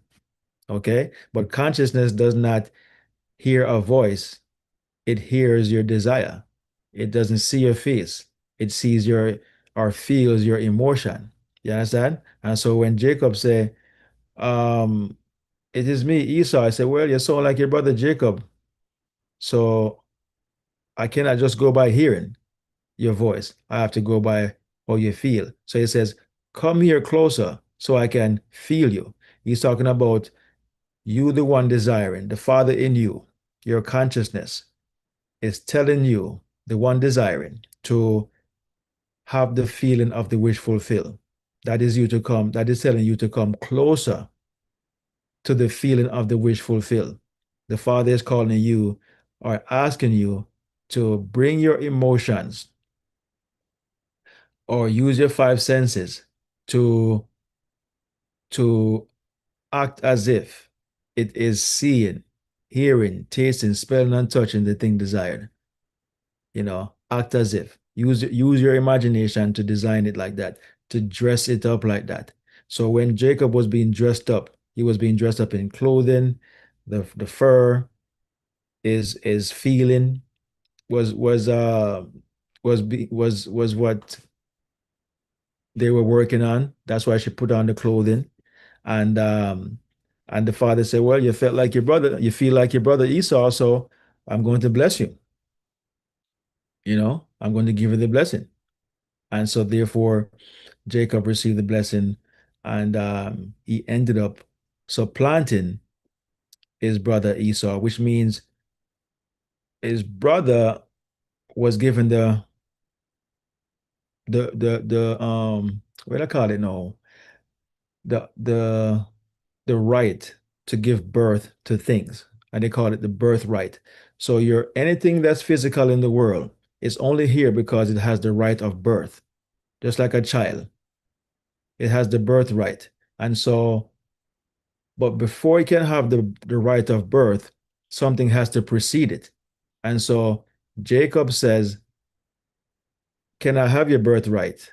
And he took his brother's birthright by giving him food. Well, it's just a story telling you how consciousness is on the inside. It always has the birthright, meaning that it has to start the process. You understand? And so it took the birthright from Esau, which means that no, Jacob can have the right to give birth to anything he desires because he got it from the state that always has that's been given the right to be seen, which is a physical state. The internal state, the psychological state, has not been authorized to be seen. You understand? But whatever it is being or has become in consciousness, that side can be seen. It's like man or woman dressing up their naked body. Your body cannot be seen. You don't want your body seen, but you want it to be seen by way of clothing. But you're not going to show your naked body. That part of you has to be covered up. It's not appropriate. You understand? In this life. So you dress it up to be physical, to be seen by way of your clothing, but not to be seen in its natural state. Okay. So all these things are so symbolic. Everything is so relative in so many different ways if you look at it. But that's one way to kind of like understand consciousness in using the physical representation I just used with the body being naked, because Jacob is seen to be smooth skinned and Esau was hairy, meaning that you can feel Esau, what Esau is like. You understand? And Esau was hairy. It represents the express state, the physical state, okay? Or the, in another sense, the flesh state where you can feel the hair on your body, whether it be your head, your face, or whatever, or in a hairy state, you know? And but this physical, the invisible state represents Jacob, who cannot be seen. And he has to be the one that gets the blessing all the time, meaning that you have to start with your consciousness, which is unseen, for anything you desire to have. Okay, you cannot start with the physical, which would mean what the five senses are aware of in terms of, well, I don't have the $5,000 that's needed for the closing of my house. You cannot start with that. That is you starting with the physical. That is you starting with matter. And matter cannot supplant um, spirit. Spirit supplants matter or creates matter or becomes matter. So you have to work on the fundamental state of your consciousness, which is always spirit first. Then, as you embody the feeling of the physical state, by seeing the wish fulfilled, then you become that thing physical. I say all these things so it can help to strengthen, to use that word, your faith, and strengthen it to the point where it has no levels of strength. It just is, just like the consciousness is, just like your consciousness just is. It's absolute. It has no beginning, no end. There's no um, day that it was born and a day that it will die. It did not grow into what it is. It has always been that. As we use the consciousness, we evolve the consciousness in the sense that we're operating, meaning that we become knowledgeable. That's evolution. We now know how to do certain things. But don't think that you now knowing it did not already exist within the consciousness. You just became aware of it. You just brought it to the surface. You just extracted it, exposed it. Anything you see has always been, or else you would never be able to expose it in the first place. And yet still, this consciousness remains inexhaustible, cannot be exhausted. You might get exhausted, interestingly, using it, but the consciousness itself is elastic, plastic. It stretches, it molds, it fits into this and that and the third. Very diverse, you know. Um, it's just that the one using it is where the concern is. And so if we can get to the point where our faith is like that of Peter, is like that of the widow with the 3 drops of oil. These stories are just telling you of the definite certainty of achieving one's desire. If you can come to being where it is definite, as sure as you know night follows day, or sorry, days follows night, as sure as you are about that, that when tonight come, no worry, day is going to follow it. It's going to come again. Okay? Then you have to be as certain when you read these stories. When you apply them, you have to be certain that there's going to be the exact outcome in the thing that you're desiring in this world, because your faith is now operating from an absolute state. It no wishy-washy, it no up and down, it no based on anything what's going on. It is as absolute as the sun in the sky. Comes every day, clockwork. Okay? Whether it was here before you were born, it will be here after you're gone. It will never change. Okay? You want to have a faith of that thing. But just know, guys, that though I'm saying this, your faith will have times or days when it is it is so tested that it might succumb to the test. You understand? But then you have to learn how to bring it back. You have to have a vice that never says, because we're also humans. So that's why we come here every week to do this practice, because you never get it. You're always getting it. The day you get it is the day you don't need what we're talking about here, and that day will never come. You will never get it. We're always getting it. Some of the greatest mystics or highest mystics knows this. And the reason is because we're dual beings. The only part of you that gets it is the absolute oneness of the consciousness. But once it becomes in a limited state of being, which is mankind, you enter the state of always getting it. You never get it because you've left that part of you that always is. Okay?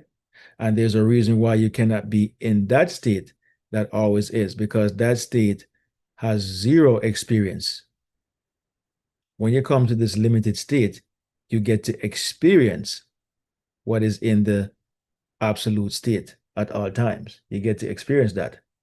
This is why when you come to the limited part of you, you have to know discipline, which means to be like the highest part of your being, which is always absolute. You understand?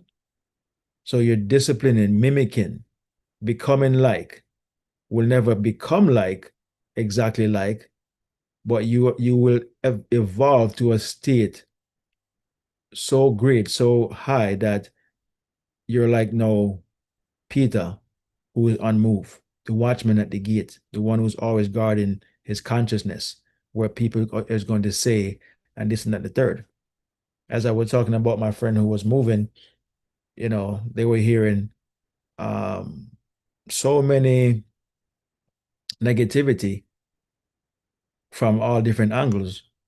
Um, and their faith was going up and down, wavering. One day it's strong, one day it's weak, and this and that third, or whatever.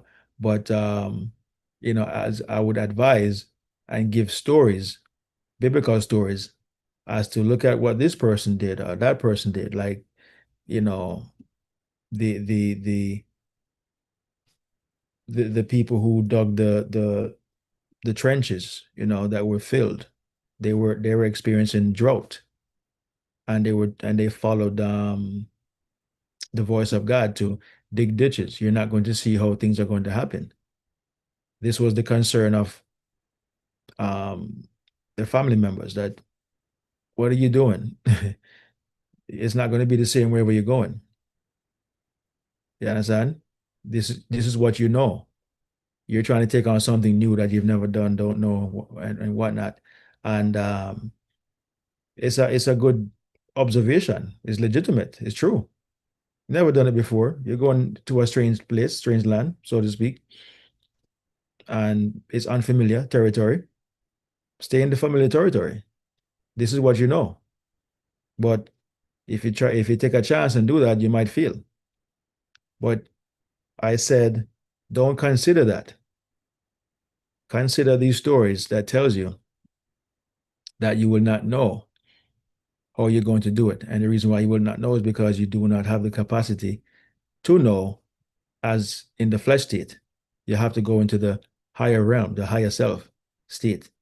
And that state of being, or when you're being in that state, or disciplining yourself to be in that state, it is then that the rain comes, the wind comes, but you don't you don't see it, meaning that you will not see rain or wind, but you will see the result of the rain and wind. You will see what it produces.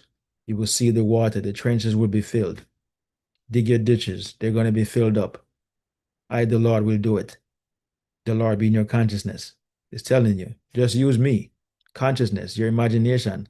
Imagine something and I'll do it. Just try it.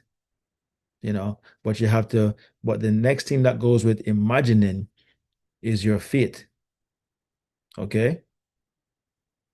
Faith without works is dead. So you can imagine all you want, but if you're not faithful to the works that you use your imagination to do, it's still not gonna work, because you cannot fathom how what you imagine is going to happen. Okay? So your faith is the substance of the thing hoped for, the evidence not seen. Your faith is the substance of the thing hoped for, but you have no evidence of how it is going to appear. Zero. But the faith is the substance. The faith is what's going to do it. That's the substance. That's what's going to bring it about. So that's why it is so important to hold the faith, because if you don't have the faith, then there's no substance. You understand? The faith is the material um, that is going to build. It says, never says, by faith the world was framed. The faith of the material, how you frame a house with wood and plywood and drywall and bricks and all these different type of things. All of those things represents the faith. That's the substance. But in the spirit realm, it cannot be seen. And so it is like a hope, you know, the things that you hope for, the evidence not seen. But the faith is the substance. So if your faith is consistent, persistent, perseverant, um, steadfast, you know, unmoved, heavy as a rock, comes what may, you will you will persist through everything. You will go through everything and you'll be the last one standing. Everything that comes to break you down, which is really coming to, in a strange way, build you up. Because you had to break down the muscle for it to be built up. You know, your mind is this muscle. And so people have to come to try and break you down. And how you handle the stones being thrown at you, you know, long as you don't live in a glass house, meaning that your mind is not breakable, you will, those things will just bounce off, but it's going to strengthen you because you will see where you are in your feet. You understand? You will see where you are in feet. And if you waver, you use something to bring it back. And every time you waver and you use something to bring it back, this is you getting your feet to that optimum slash absolute level. You know, when it gets to that level, you will still waver in your feet. I'm telling you, it's not something that you're going to overcome to the point where your feet never wavers. This is the trick. You know, this is the trick that you, okay, I got it. You never got it. You're always getting it. But you just need to have a vice that helps you to recognize what's going on. You might be down, you might be questioning, you might be contemplating and whatnot, reasoning, so on and so forth. But reason with enlightenment, you know. Don't reason with the five senses. Reason with the inner mind, the subconscious, who knows all things, who's always in communication with the Father, the storehouse. You understand? That that draws everything to itself, you know. And so um practice a vice that helps you to re um reconnect or restore what you're questioning, you know, restore the idea of it being already fulfilled. You know, you're always going to go through this restoration periods or process, but the more you do it, the more wins you get. You will look back and say, "Man, I remember when I was desiring this and it. Boy, I went through some things, and look at it now." And it will make it seem as if um, another challenge comes up, and you'll be like, "Man, if I went through that and I succeeded or I was victorious, I can go through this."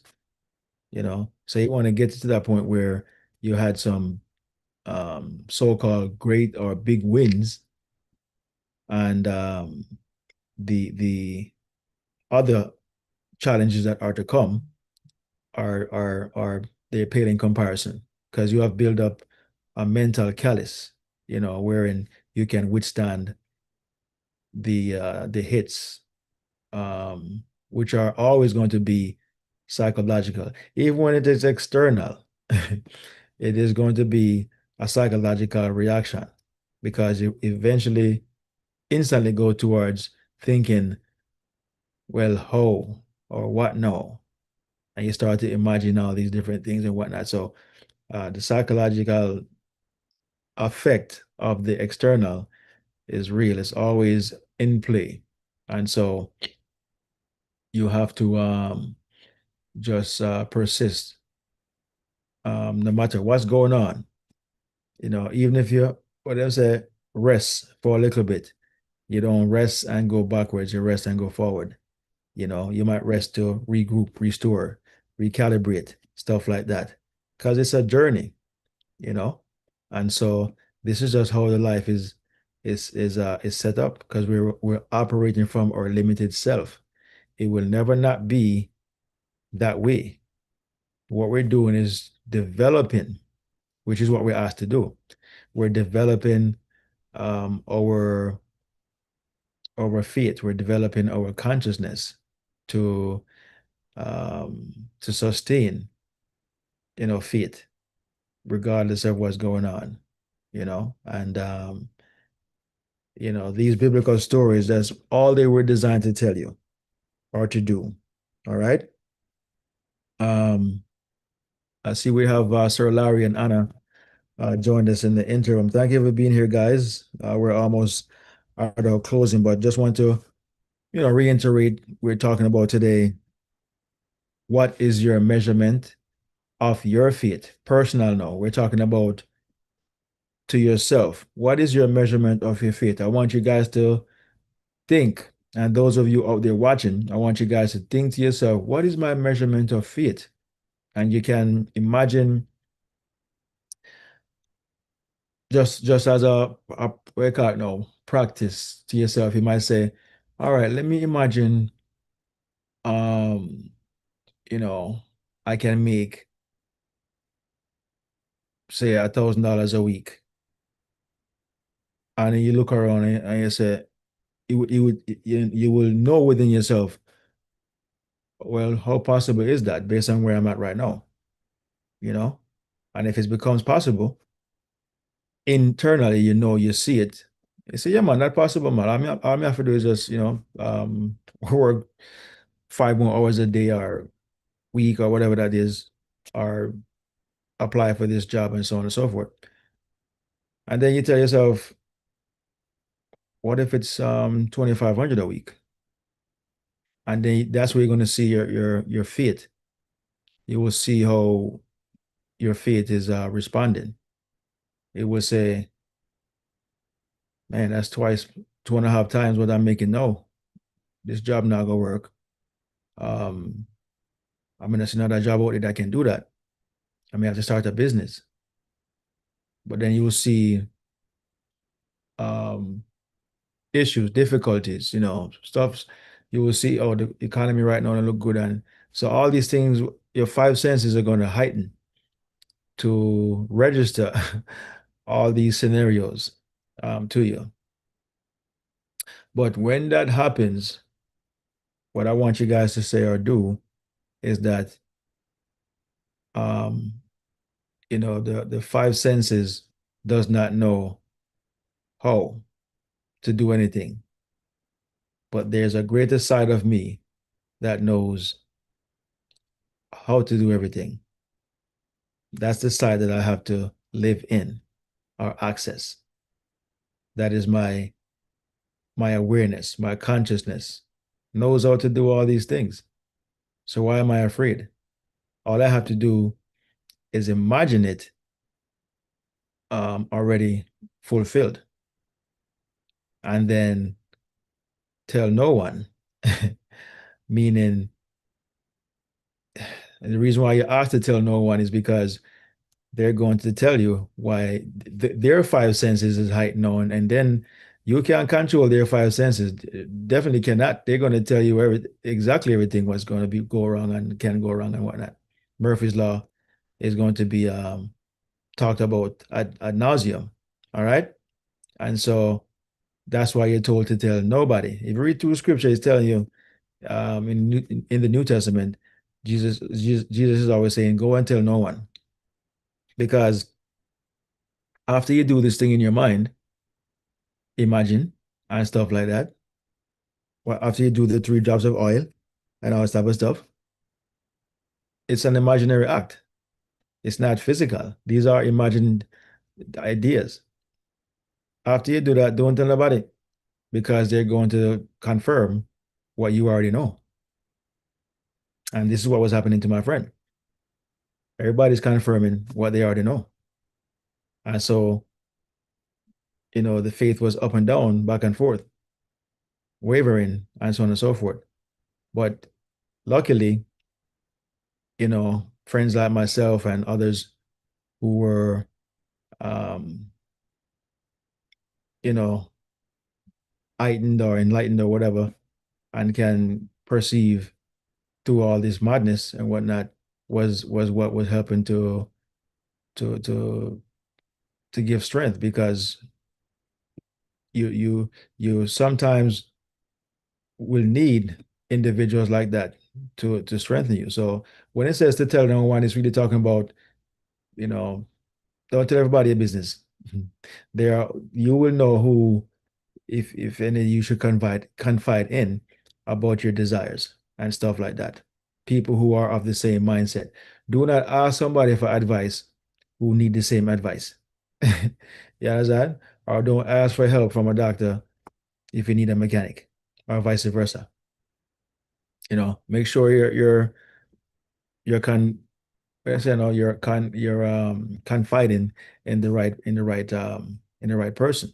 And so that's why you're told to tell Nomad because they're going to confirm what you yourself already know, and then too negative or too yourself being concerned or afraid and somebody is confirming that fear, you're not gonna move along with it. I have friends who um desire to start their own business, and you know, me being who I am, they confided in me and stuff like that.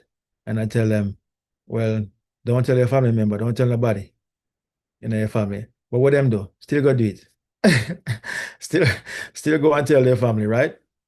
And I said, listen, um, don't worry about what they're saying. Okay? Just start. Start do your thing. Because they're telling you it's gonna be this. And it's true. Everything about say are true because they know you. But you have a higher state of awareness that knows you even better. And so I said, start and don't look back, like last wife. Just keep going forward. And they went through all types of barriers and this and the third hoops and all this stuff that was needed to get the business started. But because they had started, they created a snowball that just kept on going, kept on going. And they came back to me and said, boy, Chris, if I didn't know I was going to go through so much crap, I would have never started. I said, that's why I told you just start. Don't try to find out anything because you're not going to do it. Do not try to find out how anything is. This is why you don't know how or are supposed to know how, because if you did know how, a lot of the stuff that we have achieved or done, we would never have started in the first place. Because we cannot be bothered, you know, can't be bothered. So we want things to be so easy and concise and, you know, easy going and whatnot, that if we see one inkling of a denial, any hiccup, we take that as a no, this is not going to happen, cannot happen. But it's just a not no or a delay, not a denial. It's just a delay. If you persist, the delay becomes you know, just a stumbling block that you had to cross to get to the next step. You understand? Can't go without it until you get to that step. So it's a part of the process. But we're not supposed to know the process and stuff like that. So, and then today, what is it now? About 7 years later, maybe thereabouts, this guy flourishing, with the business, you know. And these days we joke about, the idea that when he was just getting started, the family um, you know, concerns and criticisms and all kind of different stuff could have derailed, this great opportunity and stuff like that. So you have to be very careful to not experience that. So it's best to not tell anybody, um, especially your family, because they know you too well. Okay. Your consciousness um, also has to be disciplined, um, meaning your subconscious mind or the unconscious mind, which runs your life. You have to discipline that. You have to reprogram certain concepts that you used to hold on to or still holding on to, because it's there to protect you. So it runs your life thinking that's what you need. So when you notice these things or you are aware of these things, you work on reprogramming your consciousness, your subconscious. You understand? So that since that's what's running your life, then it's important to reprogram it the right way so that it's running autonomously, but in the right way. You understand? So yes, we have work to do because we've been more without what we're doing now than we are with it. In other words, this is very new to most of us. Consciousness, spirituality, psychology. You know, we're very hip to the Bible, read the Bible, we don't understand it. It makes zero sense, you know. I read this book from cover to cover, and we don't understand one word, one lesson that is teaching us. It's like you're going through school in a class and you don't understand nothing. You're going to fail. I mean, who does that? You can't pass a class you don't understand, even if you read the book. And this is why we struggle with manifesting or struggle with believing in powers outside of ourselves because we read the Bible and things that we're reading about some history. The Bible is about you. It's your biography. So once you know that it's you, you operate from that state of being now, and you will see how easy your life, easier, not easy, but easier. It's not easy, but it becomes easier. Um, based on certain principles that know, exercise and put to the test to see the outcome. And as it continues to work, it your faith develops, you know, to the point of being unmoved and so it's sustainable. Um, goes through everything it goes through and remain the same. And that's kind of like what you want to be at all times, going through a lot of stuff, but still remain the same. All right. So again, today we talked about the story of the widow and the 3 drops of oil. The 3 drops of oil are not literal oil, it is just your imagined state of being. It is your emotional state of the thing desired. If you desire something, what is the emotional state that you should have? Not the one that you're having, but should have, because your emotional state will most of the time look at your 5 senses. Your 5 senses will confirm, um, other than the thing desired. It will start showing you ways how it's not going to happen. It will not directly go to the thing desired. It will start to show you, well, here's your plight, here's your situation, here's what's going on. This can happen right now. So you do not want to be focused on that. So you employ the desired outcome. That's what you employ, that it is already a done deal. You go straight to that, you know, and you live there in that state the whole time. You understand? And as he was telling you here, that the widow is just you in a state of being barren. You have no male, no husband, to get pregnant. So you hire your consciousness, which is your husband, and the consciousness now being the Lord, being the prophet, who's now your husband, is going to show you the ways and how it is, the means of how it is. You're going to trust in that husband, that consciousness, as how it is going to devise the way. You yourself does not know the way, but the consciousness thereof, or being conscious of the thing desired, knows. It has ways and means you know not of. Its ways are past finding out. You understand? But if you understand this principle, you will not fight with the 5 senses. You will, as it tells you to, close the door, shut the door to the 5 senses, go within, and live in that state of abundance, or live in that state of having the wish fulfilled, and sustain that state of awareness despite whatever other evidence are going to surface, and persist through that. And your life around you will start to conform, transform. It will start to fill the gaps that were empty with the feeling of the wish fulfilled. You will start to see everything around you start to come together. And that's your three drops of oil that is filling all these things. Your desired outcome has ways you know not of. It's going to fill all these gaps.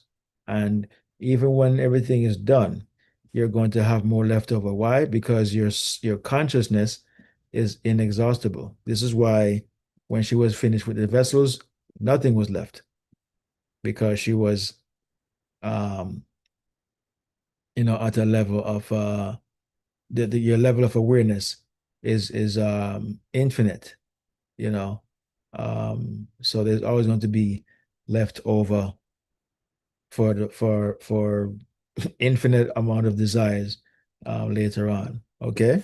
So so that is what we want to establish is a better level or higher level of our faith. We want to have our faith to be constant, persistent, perseverant, just be one. No up and down. The same level of faith for doing something small is the same level of faith you will always have to do something big. It does not matter. It's like saying you have a car that is brand new. You know what I'm saying? It can drive short distance or long distance. You don't need a long distance car. The car is already equipped to take you anywhere. You understand? And so don't get to the level where the car is challenged or breaking down and you want to take it to a different state. It's not going to make it because it's not in the state where it can drive very far. So to use that example symbolically, the same thing you want your faith to be. Don't have a faith that wavers every time, and you're trying to use that same faith to get this gigantic or enormous deal done or whatever the case may be. You're not going to accomplish it because you're going to be too double-minded, too reliant on the five senses. But if you keep your faith always optimized to the highest degree, whatever that is, then you can drive through the whole state, the whole country, because you're so confident that the car, which is symbolic to your faith, is so optimized that there's no boundaries, there's no way it can go, there's nothing out of its reach. You understand? You can get anything done because you have the absolute faith. So again, today's cycle, guys, what is your measurement of faith?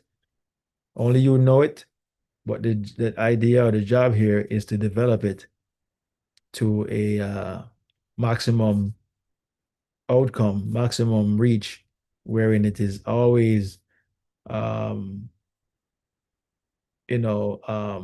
strong and never weak or anything like that. Just always is. And you can attain anything you desire in your life. All right. So next week, Sunday, um, we won't have a program for next week, Sunday.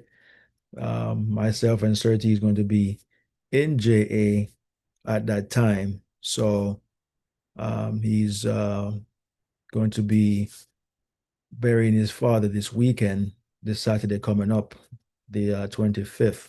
So I'm going to be there with him. All right. So we won't be having any programs this Sunday, but coming, but the following Sunday, which will be in the month of August, interestingly, whatever that date is. Man, the year is already finished, but our work is not finished. So we'll be back again, and we won't be back again until the month of August, but we will always be in communication nonetheless, regardless of that. So just giving you guys a heads up, and I'll post it into the chat anyways, so you guys know that we will be on a sabbatical for this coming Sunday, but we'll be back the following Sunday. All right. So in the meantime, guys, bless upon yourself, rest easy, enjoy the rest of your day and your week as we go off into the silence.